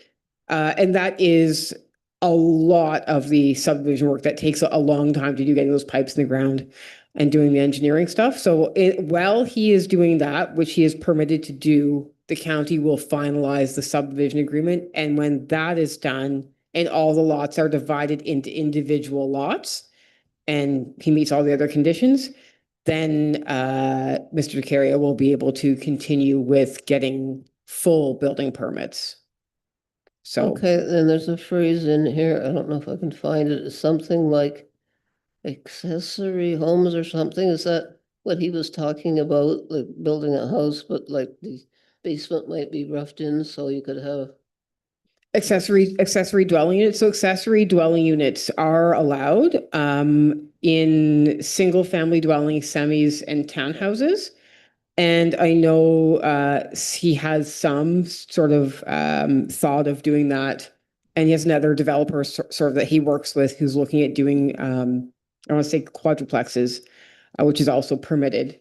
And so they'll be working towards doing the rough and plumbing for those things once we get to that stage. It won't be in the model homes, but it'll be once he finalizes the subdivision agreement. And he can do that provided he has the correct amount of parking. Thank you. Thank you, Mayor Brown. Any other questions of Joanna at this time? Councillor McCray? Through you, Chair, just one. What did the folks of Perthmore think of this development? Have they had the opportunity to see the actual development and the location of the tertiary road and that type of thing? I know we're not required for them to do that, but the way the world is now and the way things are happening, it's just a way to, educate and reach out to people. Yeah, so it's a really good question. There was a public meeting before I arrived, I think 2021, and there was some plans and then they changed a little bit. I believe it came forward again when we were talking about the arterial road, and the plans got modified again. I realized after I wrote this whole report, I didn't actually attach anything that would tell anybody anything. So I've been under a little bit of pressure with some other developments happening, and I apologize for that, but my plan is to get that final draft plan approval up on Engage Perth. And the June report is pretty full already. So committee the whole. But definitely get up on Engage Perth, and I am always open for anybody to call, and I can go through a file and that'd be do great. that sort of thing. Any other questions of Joanna? There is a motion on the floor. All those in favor? Carried unanimously. Thank you very much. Councillor Bolt, you have a motion coming forward. Can I do it in sign language? No. Sorry. Moved by myself as recommended by the committee, the whole be it resolved, the council of the town of Perth authorized staff to submit a funding application to the Canadian Wildlife Federation Pollinator Habitat Restoration Program for a proposed pollinator meadow pilot project at Daru Farm as presented in report 2026 Cal-7.4. You did a fine job. Any questions or comments pertaining to this motion? All those in favor? Carried unanimously. Carried. 8.5. Councillor Bolt again. Can you handle that? We'll try. Okay. Moved by myself as recommended by the committee of the whole. Be it resolved, the council of the town of Perth authorized the Director of Community Services to submit a grant application to the Enhancing Access to Spaces for Everyone, acronym EASE, Communities Grants Program to an upset limit of $60,000 for the installation of new flooring in the women's change room at the Perth and District Indoor Pool as presented in report 2026-Cal 7.5. Thank you. Are there any questions or comments pertaining to this motion? Councillor McCray? Through you, Chair, just one, and this is to Kathy McNally. I'm just wondering in these plans that you're going, I know they have to do with the floor. Is there any chance that some of the benches that are in the change rooms we might be able to rise them a little bit for our great senior population, because it's a long way down to sit? So through the chair, this specifically is only for the tiles and for also doing an easement into the showers based on the quote that we received from the contractor, the quote actually exceeds the allotted amount of 60,000 by $5,000. So, but maybe we could look at seeing about what it would cost to raise those benches at the same time. So we can quote that out if we are successful in getting this grant. But at this point, it's just the tiles and the shower, unfortunately. Okay, thank you. Mayor Brown. Turn your mic on, Jude. Could you put your mic on, please? Off. I would like to commend the Director of Community Services. I think she is chasing down every grant that ever existed. Thank you very much. There's a motion on the floor. All those in favor? Carried unanimously. Going up to 8.6, Councillor Smith. As recommended by the Committee of the Whole, be it resolved that the Council of the Town of Perth receive for information the 2025-26 Drinking Water System Inspection Report from the Ministry of Environment, Conservation and Parks as presented in Report 2026, COW 7.6. Thank you. Grant, would you like to make some comments on this? Please go ahead. I definitely would, Mr. Chair. As you recall, almost 4 years ago, when you started a term of council, I had a orientation session elevating your awareness of the standard of care that's required of you as elected officials. Not only as elected officials, but as individuals, you are legally bound to provide the services and requirements for the staff to provide safe drinking water. So I'm before you tonight just touting sort of the end of your term and the inspection report that we've just received. This report is for the drinking water system only, but it's not just the treatment, but also distribution network as well. I definitely want to recognize the activities of staff to host the inspection and provide all the demands that are required for the inspection. I will not go through the details of the inspection, but I do want to point out as part of getting the score of 100, there's components like capacity assessment, certification, training, logbooks, operating manuals, corrective actions, treatment processes, and water quality monitoring. So it's a very extensive, hundreds of components. It's a three-day inspection. This score just reaffirms to the residents of the town of Perth how safe this drinking water system is. I've been with the municipality well over 30 years, and we've never scored below 94%, which is also a component to be proud of since this program was instilled in 2001. I want to recognize staff, predominantly Mr. Gibson and Mr. Mahan as lead hands in their respective areas, but also their support staff that made this possible.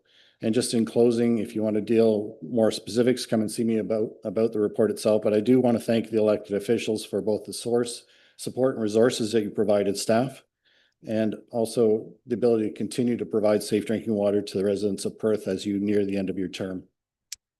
Thank you very much, Grant. To say that a score of 100 would be exceptional would be an understatement. We appreciate all of the outstanding work that you and your team have done with regards to this, and it's something we're all extremely proud of. Questions, comments from council? Councillor Bolt. Thank you. I just want to say to Grant, wasn't that long after the Walkerton affair that this was all brought to the forefront. And I can remember when I sat on the Water and Sewer Board and they made it abundantly clear that each and every member of council were very, had to be, you had the right to ask any question you ever wanted when it came to sewer and water, especially water distribution and water quality. And the mere fact that you've already stated we've been between 94 and 100% for so many years is a testament to your staff and yourself, sir, for the job you've done. And I've never felt as a councillor that we were ever in any trouble with you at the helm doing that. So I just wanted to thank you for that. Thank you, Councillor Bolt. Deputy Mayor. So hats off to you, Grant, and your team. I sat in the water board for 20 years, maybe, Grant, and Grant makes the most technical stuff easy to understand, but I'll tell you, I never left a water board meeting worrying about the town of Perth. I always knew we were in fantastic hands with Grant in charge, and Grant 100% doesn't surprise me at all with you and your team, so congratulations.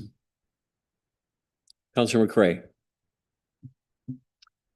I concur with all the statements made by the other councillors.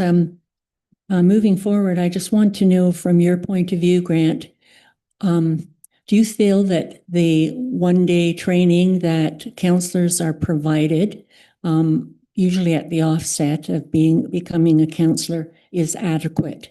Do you think there should be any additional courses that councillors take in order that they have a better understanding of our drinking water system inspections? Through the chair, the one-day training session, I think, is baseline training. By coming to see me about technical issues or bring forth these reports to council, you're inherently getting educated. I would also, in the same manner that I have to recertify every 3 years in our support staff, Walkerton Clean Water Center has many online sessions that vary from half hour to all-day sessions, which are sometimes free, but at a minimal cost. So I'd also point the elected officials there just to keep on up to date on the change in the legislation, which is normally borne by staff, but it's good for awareness as elected officials. Are there any other questions or comments of Grant? Councillor Smith. Just a well done, Grant, to you and your team. Thank you. Hearing no more questions, all those in favor? Carried unanimously. Thank you very much, Grant, for once again your leadership and outstanding work in your team. Thank you. 8.7, Councillor Smith, you have a motion. It is recommended by the Committee of the Whole, be it resolved that the Council of the Town of Perth, one award request for proposal number ES 2026-07 to J.L. Richards and Associates Limited for the development of the 2026-27 infrastructure master plan in the amount of $195,000, $860 plus HST. 2, pass bylaw number XXXX, being a bylaw to authorize the mayor and clerk to enter into an agreement with J.L. Richards and Associates Limited for the development of the 2026-27 infrastructure master plan.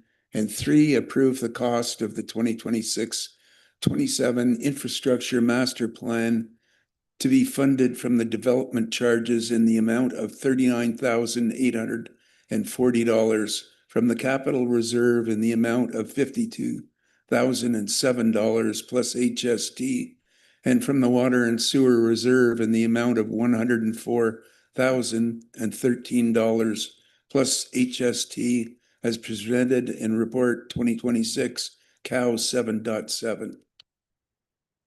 Does anybody have any questions of Grant? Mayor Brown? I'd just like to clarify that this microphone does shut itself off. My question was, if I could remember it. Okay, so having read the report, a lot of what the study looks at is the water supply. I'm just wondering now, I believe if I remember correctly, we have adequate water up to 10,000 population approximately. So my question is, would this study look at facets of possible expansion? Through the chair, this is a comprehensive infrastructure. So water, sewer, and storm sewers, not just drinking water.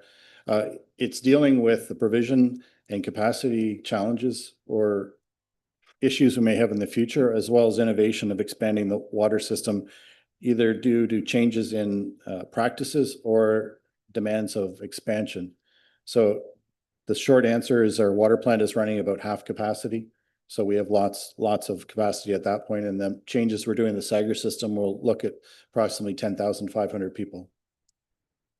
Any other questions, Councillor Bolt?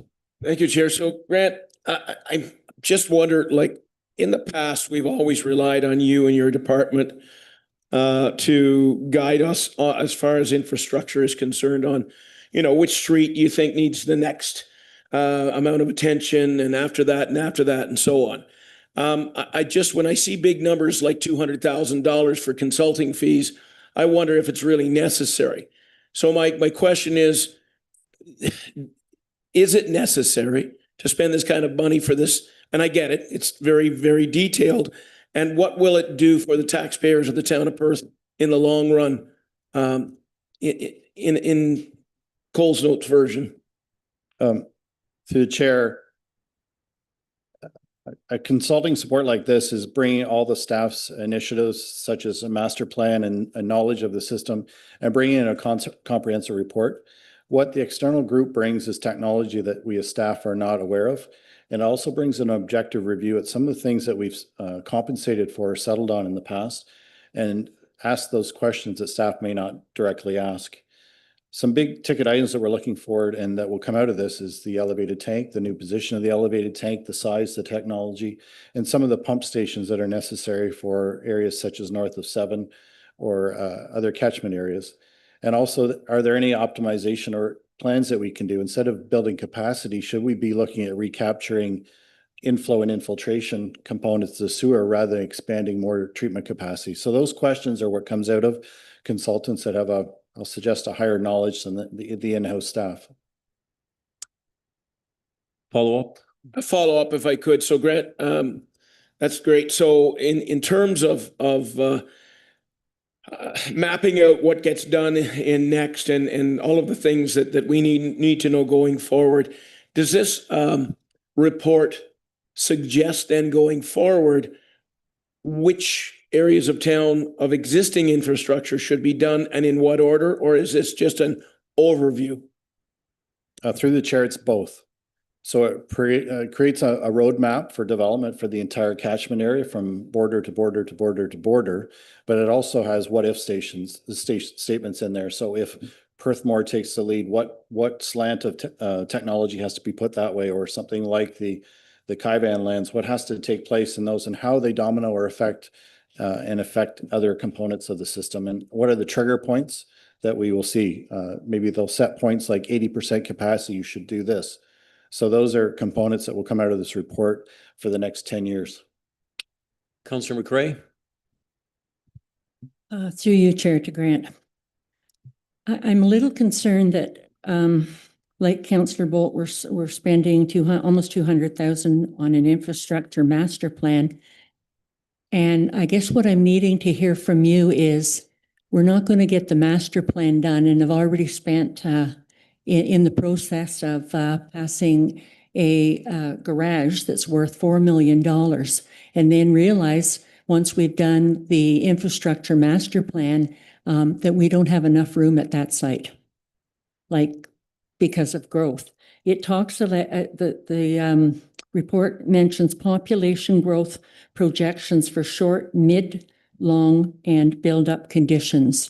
So will we have the space if we have to, for our garage, with the developments that are coming forward, possible increase in fleet, possible increase in staff, as well as if we should have to make our water plant larger?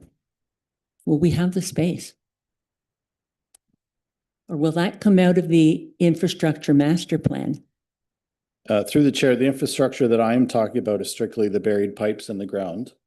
When we did the expansion of the water plant for the processed water, we made allotments to expand the reservoir, the pump areas. So those areas are able to be built on the existing site. With the, I don't know how far I want to go with the reconstruction of the building, but Kathy can confirm, but the building that we're proposing is slightly bigger for the demands that we need right now. The secondary plan area north of Highway 7 also had a component for a satellite garage, a paramedic bay, a remote fire station. So nothing has to be completely encapsulated on 15 Sunset, but rather having a satellite or a support network north of the railroad tracks, which essentially in Perth everyone knows is a bottleneck. So it would be nice to have that secondary satellite area for public works, paramedics, and emergency services. So further questions, Councillor Bird? Yeah, thank you. Through the chair. Is this study necessary in relation to proposed development north of 7, specifically, amongst the other things? Is it necessary for that as a stepping point in relation to the fact, for example, you said the raised water tower, I'd say the second water tower. The second water tower, with the way the legislation stands right now, is that what it would cost to build that, the town would have to be assessed as to what the town pays and what the developer would pay. And someone would have to assess what percentage of benefit to the town and what percentage of benefit to the new development. Is this a stepping stone that's necessary, or does it have nothing to do with that at all? Through the chair, this is essentially very essential to going to the next step. So it creates that roadmap. Out of that roadmap comes things like sizing, positioning, other improvements in the system, and those therefore then can be folded into the development charges bylaw. So if you're building in a component, say the north of Highway 7, then that specific DC gets folded into your development. So without doing this, you miss that opportunity to capture funds from development. So this really is that visionary document that forms the DC study and the asset management plan. Follow up, if I may. Go ahead. Thank you, Chair. That said, it's also therefore necessary that we get this in place. I'm just thinking of what I said earlier this evening, but it would be necessary to have all this in place if we were going to look for any kind of grants or provincial government money. We need to have that in place. So I'm just looking as to whether this is an investment or something we really need to do. I know we're not mandated to at this particular point, or am I wrong on that? Through the chair, it's not legislated. However, this is that guiding document that provides us guidance in the future. And I am going to rely my response that it is giving any development or any developer specifically to know what the challenges are with their specific site and what they duly owe the municipality, so it's not borne by the existing taxpayers. Any further questions? Councillor McCray? Just one further question. Is this allotment of money, did we budget for this in 2026? Through the chair, this was not budgeted for, and in the motion, it explains where the funding comes from, development charges, the capital reserve, and then the water and sewer reserve, which has a component for master planning. Hearing no further questions, there is a motion on the floor. All those in favor? Carried unanimously. Thank you very much. Councillor Smith, 8.8. As recommended by the Committee of the Whole, be it resolved that the Council of Town of Perth, 1, award contract ES 2026-06, Little Tay Bridge Rehab to Atwell Morin, Ontario, Inc., to an upset limit of $163,804.30 plus HST. 2, passed bylaw number XXXX, being a bylaw to authorize the mayor and clerk to execute an agreement with Atwell Morin, Ontario, Inc., for the rehabilitation of the Little Tay Bridge. And 3, authorize funding of the $13,804.30 plus HST budget variance through the carry forward surplus from the 2025 Craig Street Bridge budget as presented in report 2026 COW 7.8. Thank you. Any comments, Grant? Just for council's awareness, this is a double stone arch bridge next to Mexico. It was last repaired and updated in 1984 when Gore Street was handed over to the municipality by the MTO through that downloading. A lot of the activity that has to be done on this double arch is in water work, so you probably won't see the work, but they'll be set up in the water, pointing and parging and stabilizing that double arch bridge, which really is kind of a diamond in downtown Perth to have something as old and functional as that bridge. Any questions of Grant? There's a motion on the floor. All those in favor? Carried unanimously. Thank you. 8.9, Councillor Smith again. As recommended by the Committee of the Whole, be it resolved that the Council of the Town of Perth award request for proposal ES 2026-04 for the inspection of urban municipal bridges and structures to HP Engineering, Inc. in the amount of $8,339.40, including HST, and 27 and $8,712.30, including HST in 2029. And two, pass bylaw number XXXX to authorize the mayor and clerk to sign a multi-year agreement for the years 2027, 28, 29 with HP Engineering for biennial inspections of the urban municipal bridges and structures as presented in report 2026, COW 7.9. Thank you. Are there any questions of Grant at this time with regards to this motion? Hearing none, all those in favor? Carried unanimously. Thank you. Thank you very much, Grant. At this point, Councillor Bird, 8.10.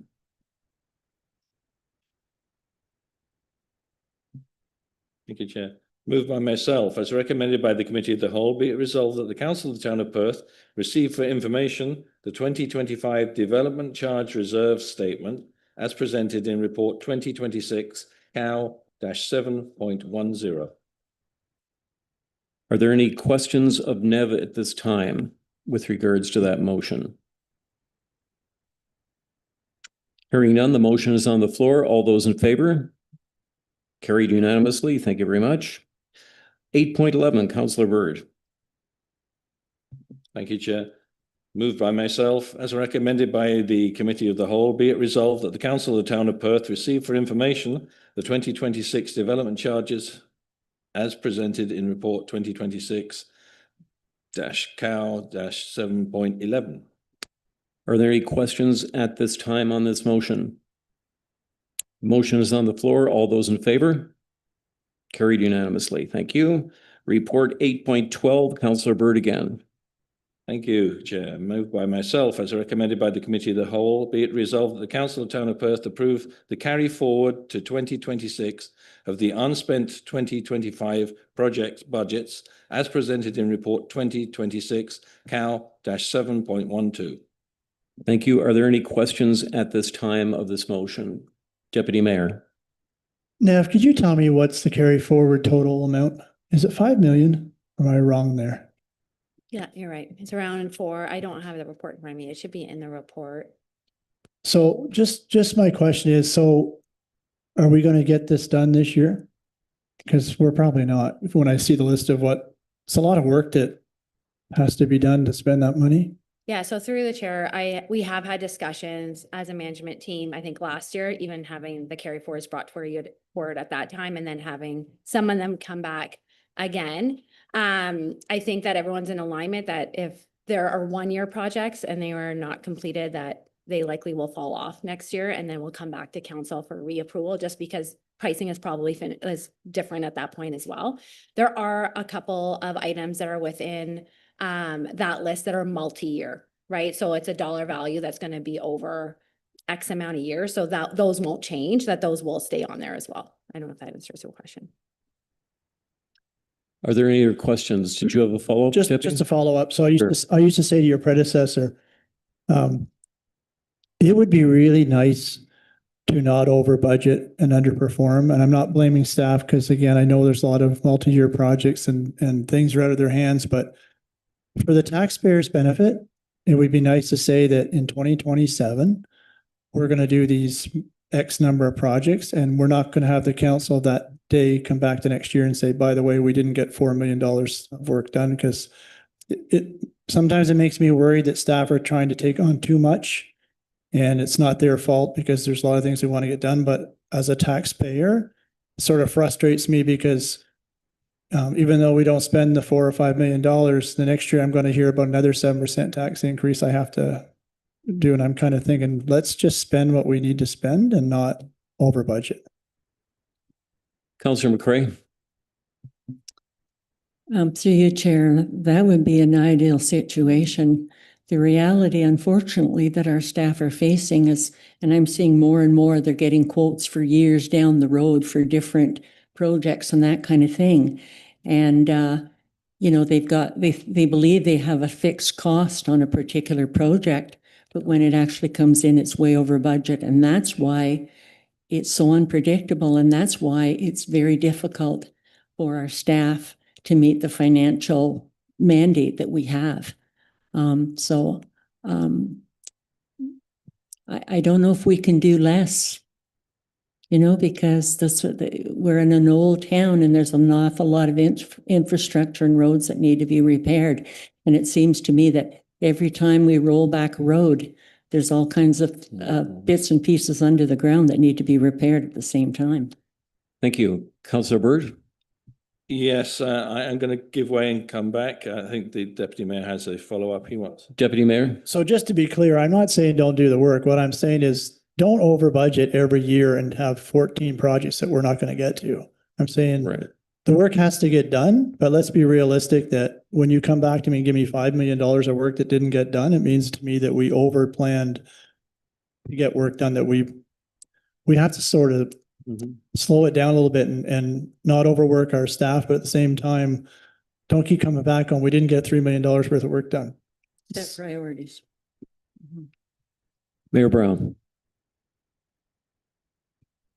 You have an interesting way of doing the carry forward, like you don't just put the $5 million in one reserve, you allocate it to various upcoming projects. Could you just elaborate on that a bit?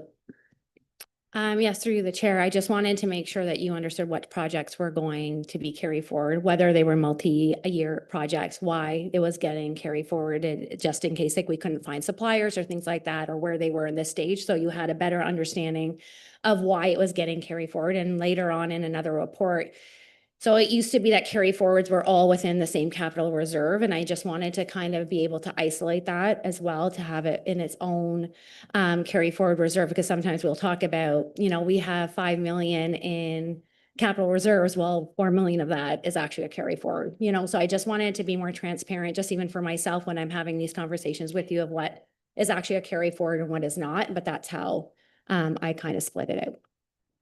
Thank you. Councillor Byrd? Thank you, through the chair. I may be wrong on this, but would an example of that be the way you're establishing this now, and how the reserves look, rather than just one general fund? It would be far more specific, easier for us to understand. And I'm just thinking of an example that we've just dealt with, the Little Tay Bridge being funded from the Craig Street project. But that wasn't a leftover for that department specifically. That money in future, now that 13,000 would go into a specific reserve identified. Is that correct? Correct. So technically the way that one works is that you had 65,000 in carry forward reserve for the Craig Street Bridge, which is not going to be all needed. So at the end of the year, that extra would actually be moved into the capital reserve, which is where you're now going to take out that 13,000. So it's kind of just showing the movements between how, like, what was kept for one project and then moving it over, and then what it's going to get used for later. Thank you. Are there any further questions? There is a motion on the floor. All those in favor? Carried unanimously. Thank you very much. 8.14, Councillor Byrd. Sorry, Chair, my computer froze. I'm just changing it now. Moved by myself, as recommended by the Committee of the Whole, be it resolved that the Council of the Town of Perth receive for information the Reserve Fund Update 2025 year-end balances and 2026 approved commitments as presented in Report 2026-COW-7.14. Are there any questions at I missed 8.13. We had just passed 8:13, did we not? No, would you missed Okay. 8.13? All those in favor of 8.13?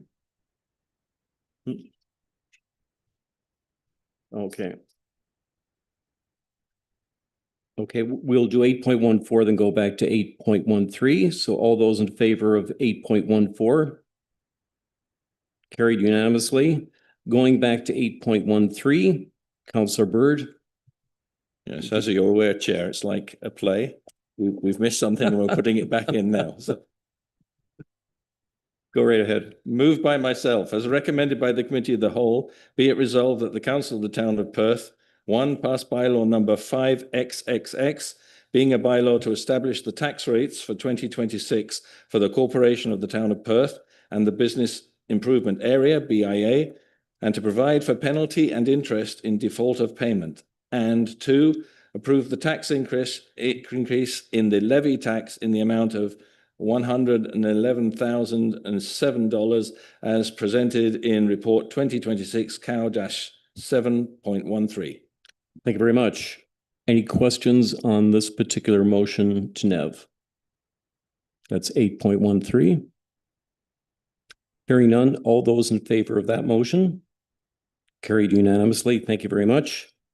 8.15, Councillor Byrd. Thank you, Chair. As recommended by the Committee of the Whole, be it resolved that the Council of the Town of Perth pass bylaw number 5XXX, being a bylaw to authorise the imposition of a special charge on lands municipally known as 2 Darcy Street under the Better Homes Lanark Residential Retrofit Programme, as presented in Report 2026 Cow-7.15. Any questions or comments? Councillor Bolt. Just a comment. When I first moved to Perth 136 years ago, I actually rented 2 Darcy Street for a year. And I can say that this house is very unique and it's haunted. It was built in 1860 for the then mayor, William Pink. His picture's on the stairwell. And it is a very, very beautiful home, but desperately needs some upgrades under this program. And I heartily support the application. Thank you very much, Councillor Bolt, for that unique background. We really appreciate it. Councillor McCrae. Here's another example of the climate action plan from Lanark County is the Better Homes Lanark funding of money that has been available since 2025, June of 2025. And I just have to say there's 155 pre-applications received and 138 have been deemed eligible in Lanark County.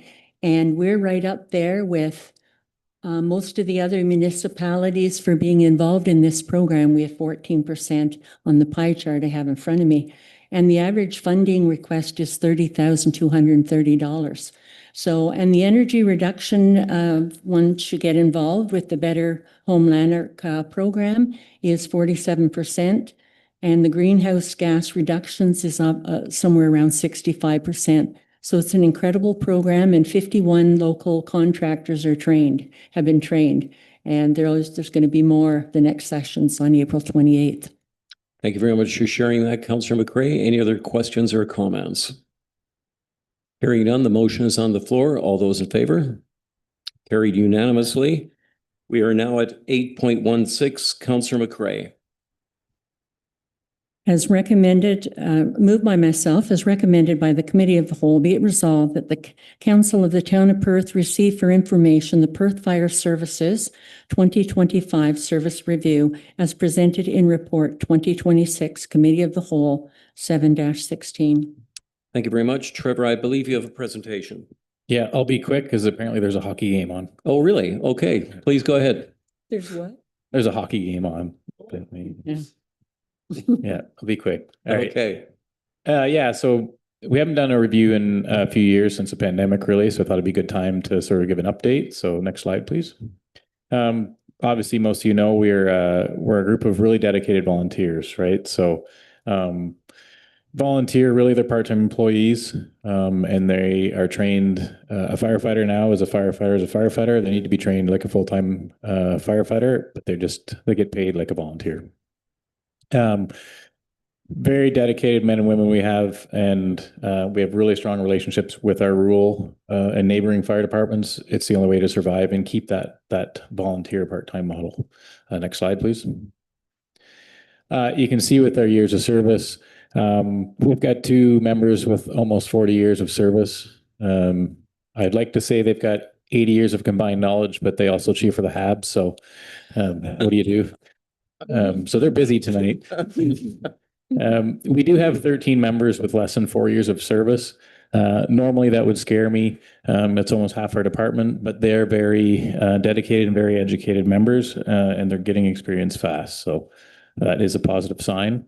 And it does give us a strong mix of experienced firefighters and newer fire members.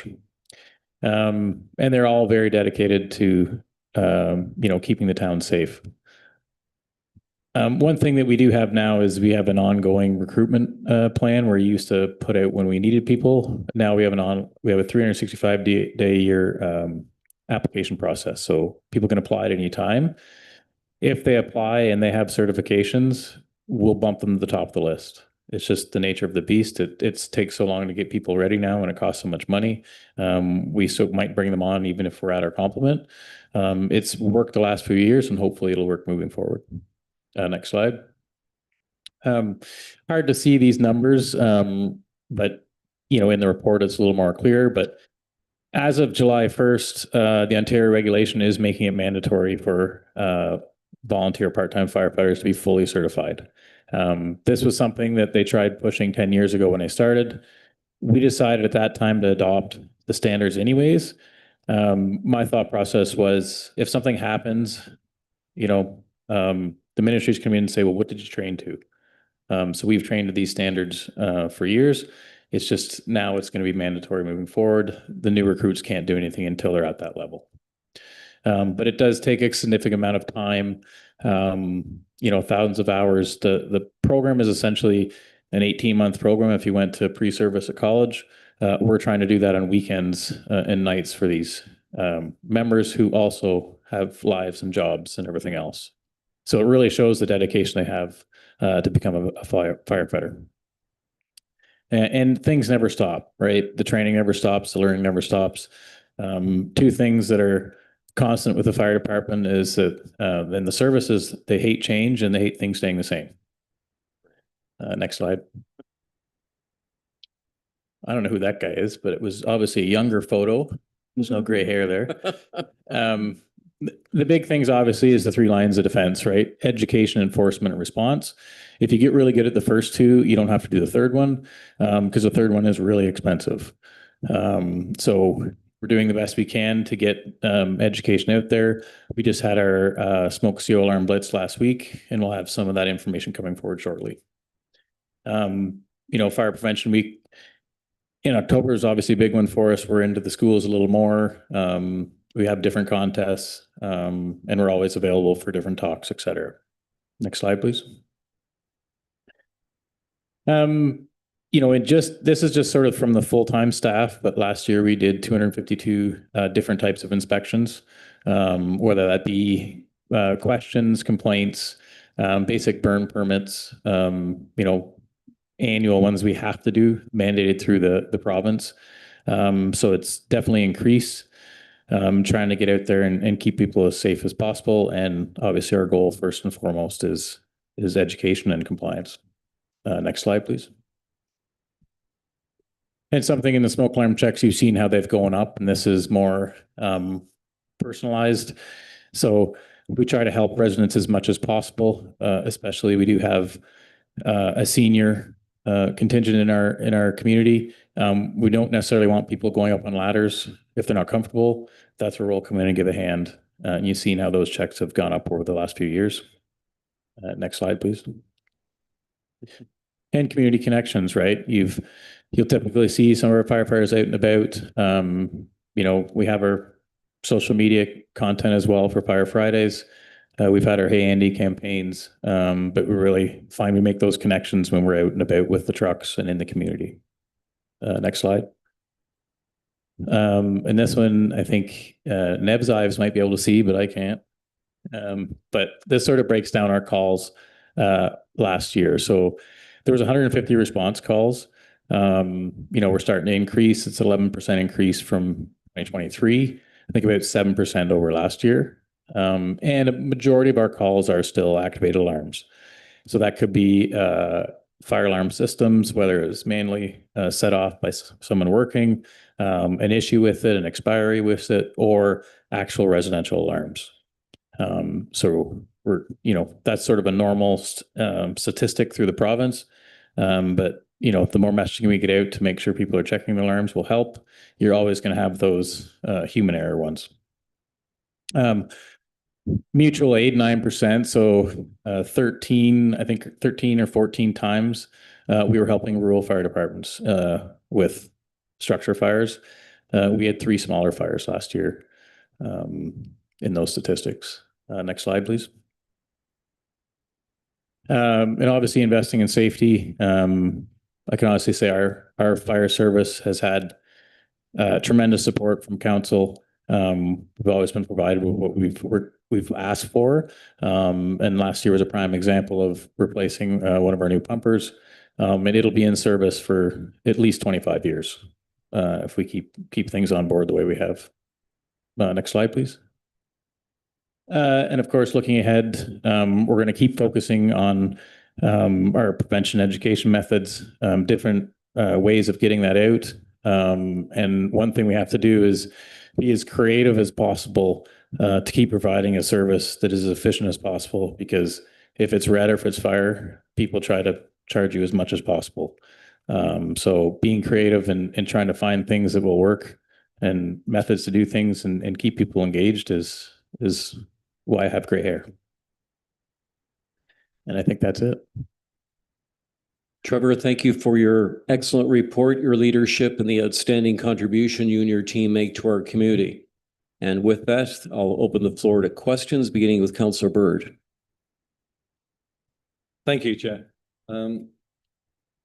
Excellent work and really useful to have the report. One of the things that jumped out at me was, and I was very happy to see, having worked in emergency services with the pig and python recruitment system, that you have what I would have called a rolling program now, an ongoing program for recruitment. And I think that's impressive for a service of this size to have that kind of foresight. And I commend you for that in particular. Mayor Brown. Yes, in reference to keeping Perth safe, I was astounded at the number of homes you fought without working smoke alarms. So 37%. Yeah, through the chair, yeah. It can be. I think this year is a little better, but it's something that, in this environment, people are putting their money towards things they need. So food, just payments, anything they can. And, the last thing they want to do is buy a smoke alarm or a carbon monoxide alarm. They're expensive, but they save lives and people need them. So it is, trying to get that education out there and trying to help them as much as possible to know they need this is the challenge we're facing right now. But if they phoned you, would they not be able to get one at no cost? So depending on the situation, we do have alarms available and ready for citizens if they meet the certain criteria. So, they're not a landlord. If they're a tenant, then their landlord needs to provide that alarm for them. So it's maybe an education piece for them, or we might help in that sense where if a tenant calls and says my alarm's not working or it's expired, then we can put the pressure on the owner to say, hey, you need to provide this alarm and educate both sides. But we do have alarms available for people that need them. It gets tricky when you get into newer homes where they have wired-in alarms. They cost more. The new building code, you're going to have strobes. It can be very expensive. For a home that's only 10 years old, you could be spending $2,000 to change your alarms. So it can get complicated quickly as we move forward. Yeah, there was a company, I remember we did a photo op of a company that donated a bunch of smoke alarms, CO2 alarms. Yeah, through the chair, thanks to the Enbridge grant, we received 120 alarms and we're just about out of those. Any other questions or comments? Councillor Bolt? I'll be quick. I just wanted to ask, and I hope your phone doesn't ring off the hook tomorrow because I'm asking this question, but there are a lot of, elderly people and people out there that aren't very tech savvy and so on. And if they don't understand how their smoke CO2 alarm works, or if they're not sure if it's outdated because they can't get up on a ladder and so on. Is that something where they can call you and you can do a quick inspection if called upon? Through the chair, absolutely. And we encourage people to. Great. Deputy Mayor. I had a local business owner, property owner, say to me a couple of months ago that they had a fire inspection from you and Andy and recognized they had to make some changes to their building, some upgrades. And they said that you and Andy did absolutely everything possible in your power to help them out with the upgrades they had to do. And instead of taking the heavy-handed approach, they do it and get it done. She said that you guys helped her so much. And she's still going to do it. She's still in the process of doing the stuff. But she just said it's expensive. And she just said, I just want to let you know if you're ever talking to Trevor and Andy, just tell them that how nice these guys are to deal with. So Great comment. Just to add to that, I think we work for the people. That's our job, right? So if we can educate, if we can help them anyway, that's what we're here for. Excellent. Any other questions or comments, Trevor, at this time on this motion? The motion's on the floor. All those in favor? Carried unanimously. Thank you very much. Deputy Mayor McPherson, 8.17. Moved by myself as recommended by committee of the whole, be resolved the Council of Town of Perth pass bylaw number 52XX, being a bylaw to appoint the following individuals to the Joint Lanark County Compliance Audit Committee for the term November 15th, 2025. I can't read that. 2026 to November 14th, 2030, to deal with applications from the 2026 municipal election and any by-elections during the next council term. Number 1, David Nusco. 2, Jason Huang. Number 3, Rhonda Whitmarch. As presented in report, Cal 7.17. Are there any questions or comments on this motion? Councillor Bolt? Yeah, just a quick question. So, I mean, I've gone through this for 3 terms now. Exactly, do these people review every person that runs in Lanark County and check for receipts and stuff like that? Or is this just if needed? Through the chair, it's only if required. If required. All right. Any other questions at this time? The motion's on the floor. All those in favor? Carried unanimously. Thank you very much. Deputy Mayor.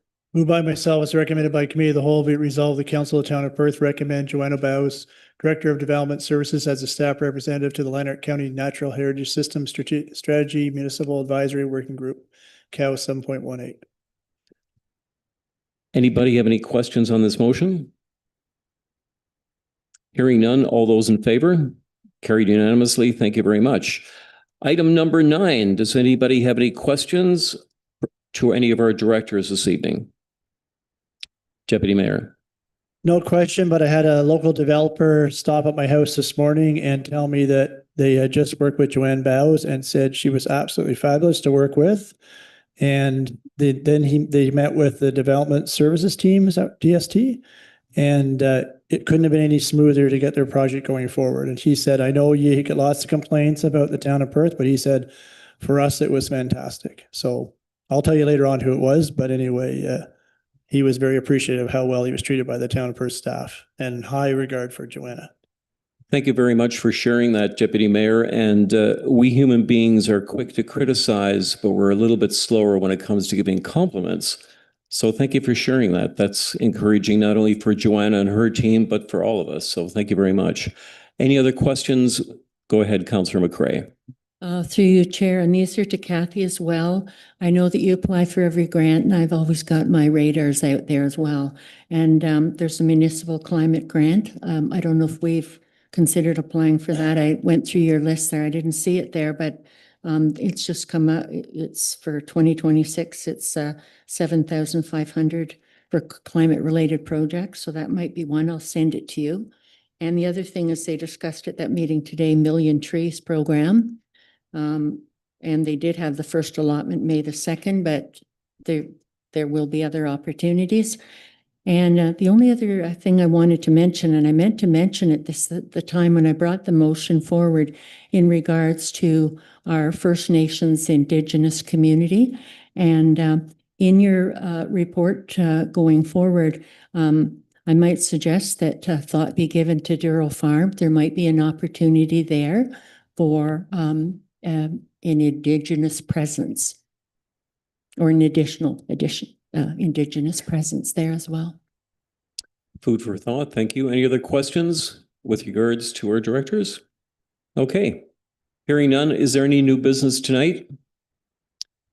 There's none. Moving to number 11. In terms of next meetings, there will be a special committee of the whole on Wednesday, May 20th at 5:30, chaired by myself. The regular committee of the whole on Tuesday, June 9th, 2026 at 5:30 by Councillor Byrd. Are there any questions from the media this evening, either present in chambers or online? Hetty, please go ahead. If you could please come to the mic, it's hard to hear you.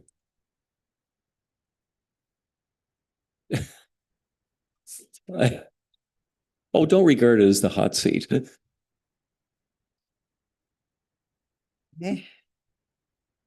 Go ahead. So with regard to the Indigenous presentation that was made and the proposal for a name change, was your rebuttal sort of resistance to changing the name of Last Duel Park as a whole? Or is it just because only part of it is being used for Indigenous ceremonies and raising awareness? I think to be quite candid, I think there was a little bit of confusion regarding that, because I think there was the notion that originally the presentation coming before us had to do specifically with the area that has been designated for the drumming circle and their medicine gardens. And then when the presentation came this evening, it was for the complete naming of the park to be different. And I'm sure that when Kathy does her service report, she will be in a better position. Kathy McNally, to do the service report, will be in a better position to maybe highlight some of the information in regards to the history and some of the ideas and notions that were brought up this evening in regards to, there was questions as to, is it actually the Last Duel Park or is it not? It may not be in Canada, but it may very well be in Lanark County and in Ontario. So I think there's a lot of food for thought going forward. But my motion was that we specifically look at that specific area at this point in time. For the naming only. Okay. Thank you. Councillor Smith, did you have a comment? Yes, I do. I was the only person that voted against that. And I did so because I feel that Last Duel Park and the naming of it has a history to it already, very strong history. And I believe that most of the tourists that come to town leave knowing about Last Duel Park and what it's all about. So it's not that I am against anything else, but there is already a designated area there. And I feel we should be keeping the heritage and the history we have now. Thank you for your comment. Are there any other questions from the media? Brian, please come ahead if you can speak into the mic so we can all hear. Thank you. I see, and I've learned that we have a meeting coming up on June 11th, a public meeting to discuss the Kaiban settlement. And while I'm not asking for any details that can't be released, I think it's safe to assume everybody around this table is familiar with the details. And after 3 years of listening to the public, you are all familiar with how the public will react on June 11th. So my question through the chair to anybody that wants to answer it, what's the likelihood this will be well accepted by the public on June 11th? I personally have no comment. However, I will respond to Mayor Brown. Microphone. Turn your mic on. Given human behavior, like you said, it's a long-held opinion. And from receiving negative emails and so on, once people have a mindset, it's really hard to change it. We're committed to transparency. It's unfortunate that it went on for so long before we could inform people. The meeting will be very informative, but will it change people's minds in a majority? I would be doubtful.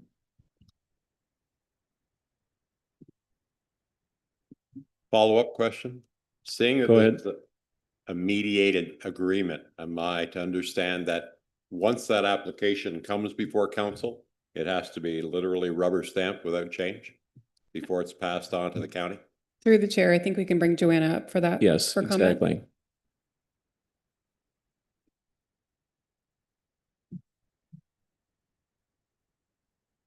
I'm going to start with the first question. I'm not going to try to answer people's opinions, but just because we're all here, we did post that notice today. It's on the Engage Perth website. And so all the settlement documents, the official plan amendment, zoning bylaw amendment, the draft plan, and the draft plan conditions are available for the public to review. There's also an area for people to provide their comments and ask questions. It comes directly to my email. So I've already responded to probably about 4 emails. I, in all likelihood, will not be able to respond to everyone, but I'm going to try to get sort of all the high level questions and context and put it into my PowerPoint for that meeting. And then we will also open the floor for questions and comments at the end. So I'm hoping to sort of engage at the beginning and answer sort of maybe some of the simpler questions, and the ones that are asked many times have in the slideshow.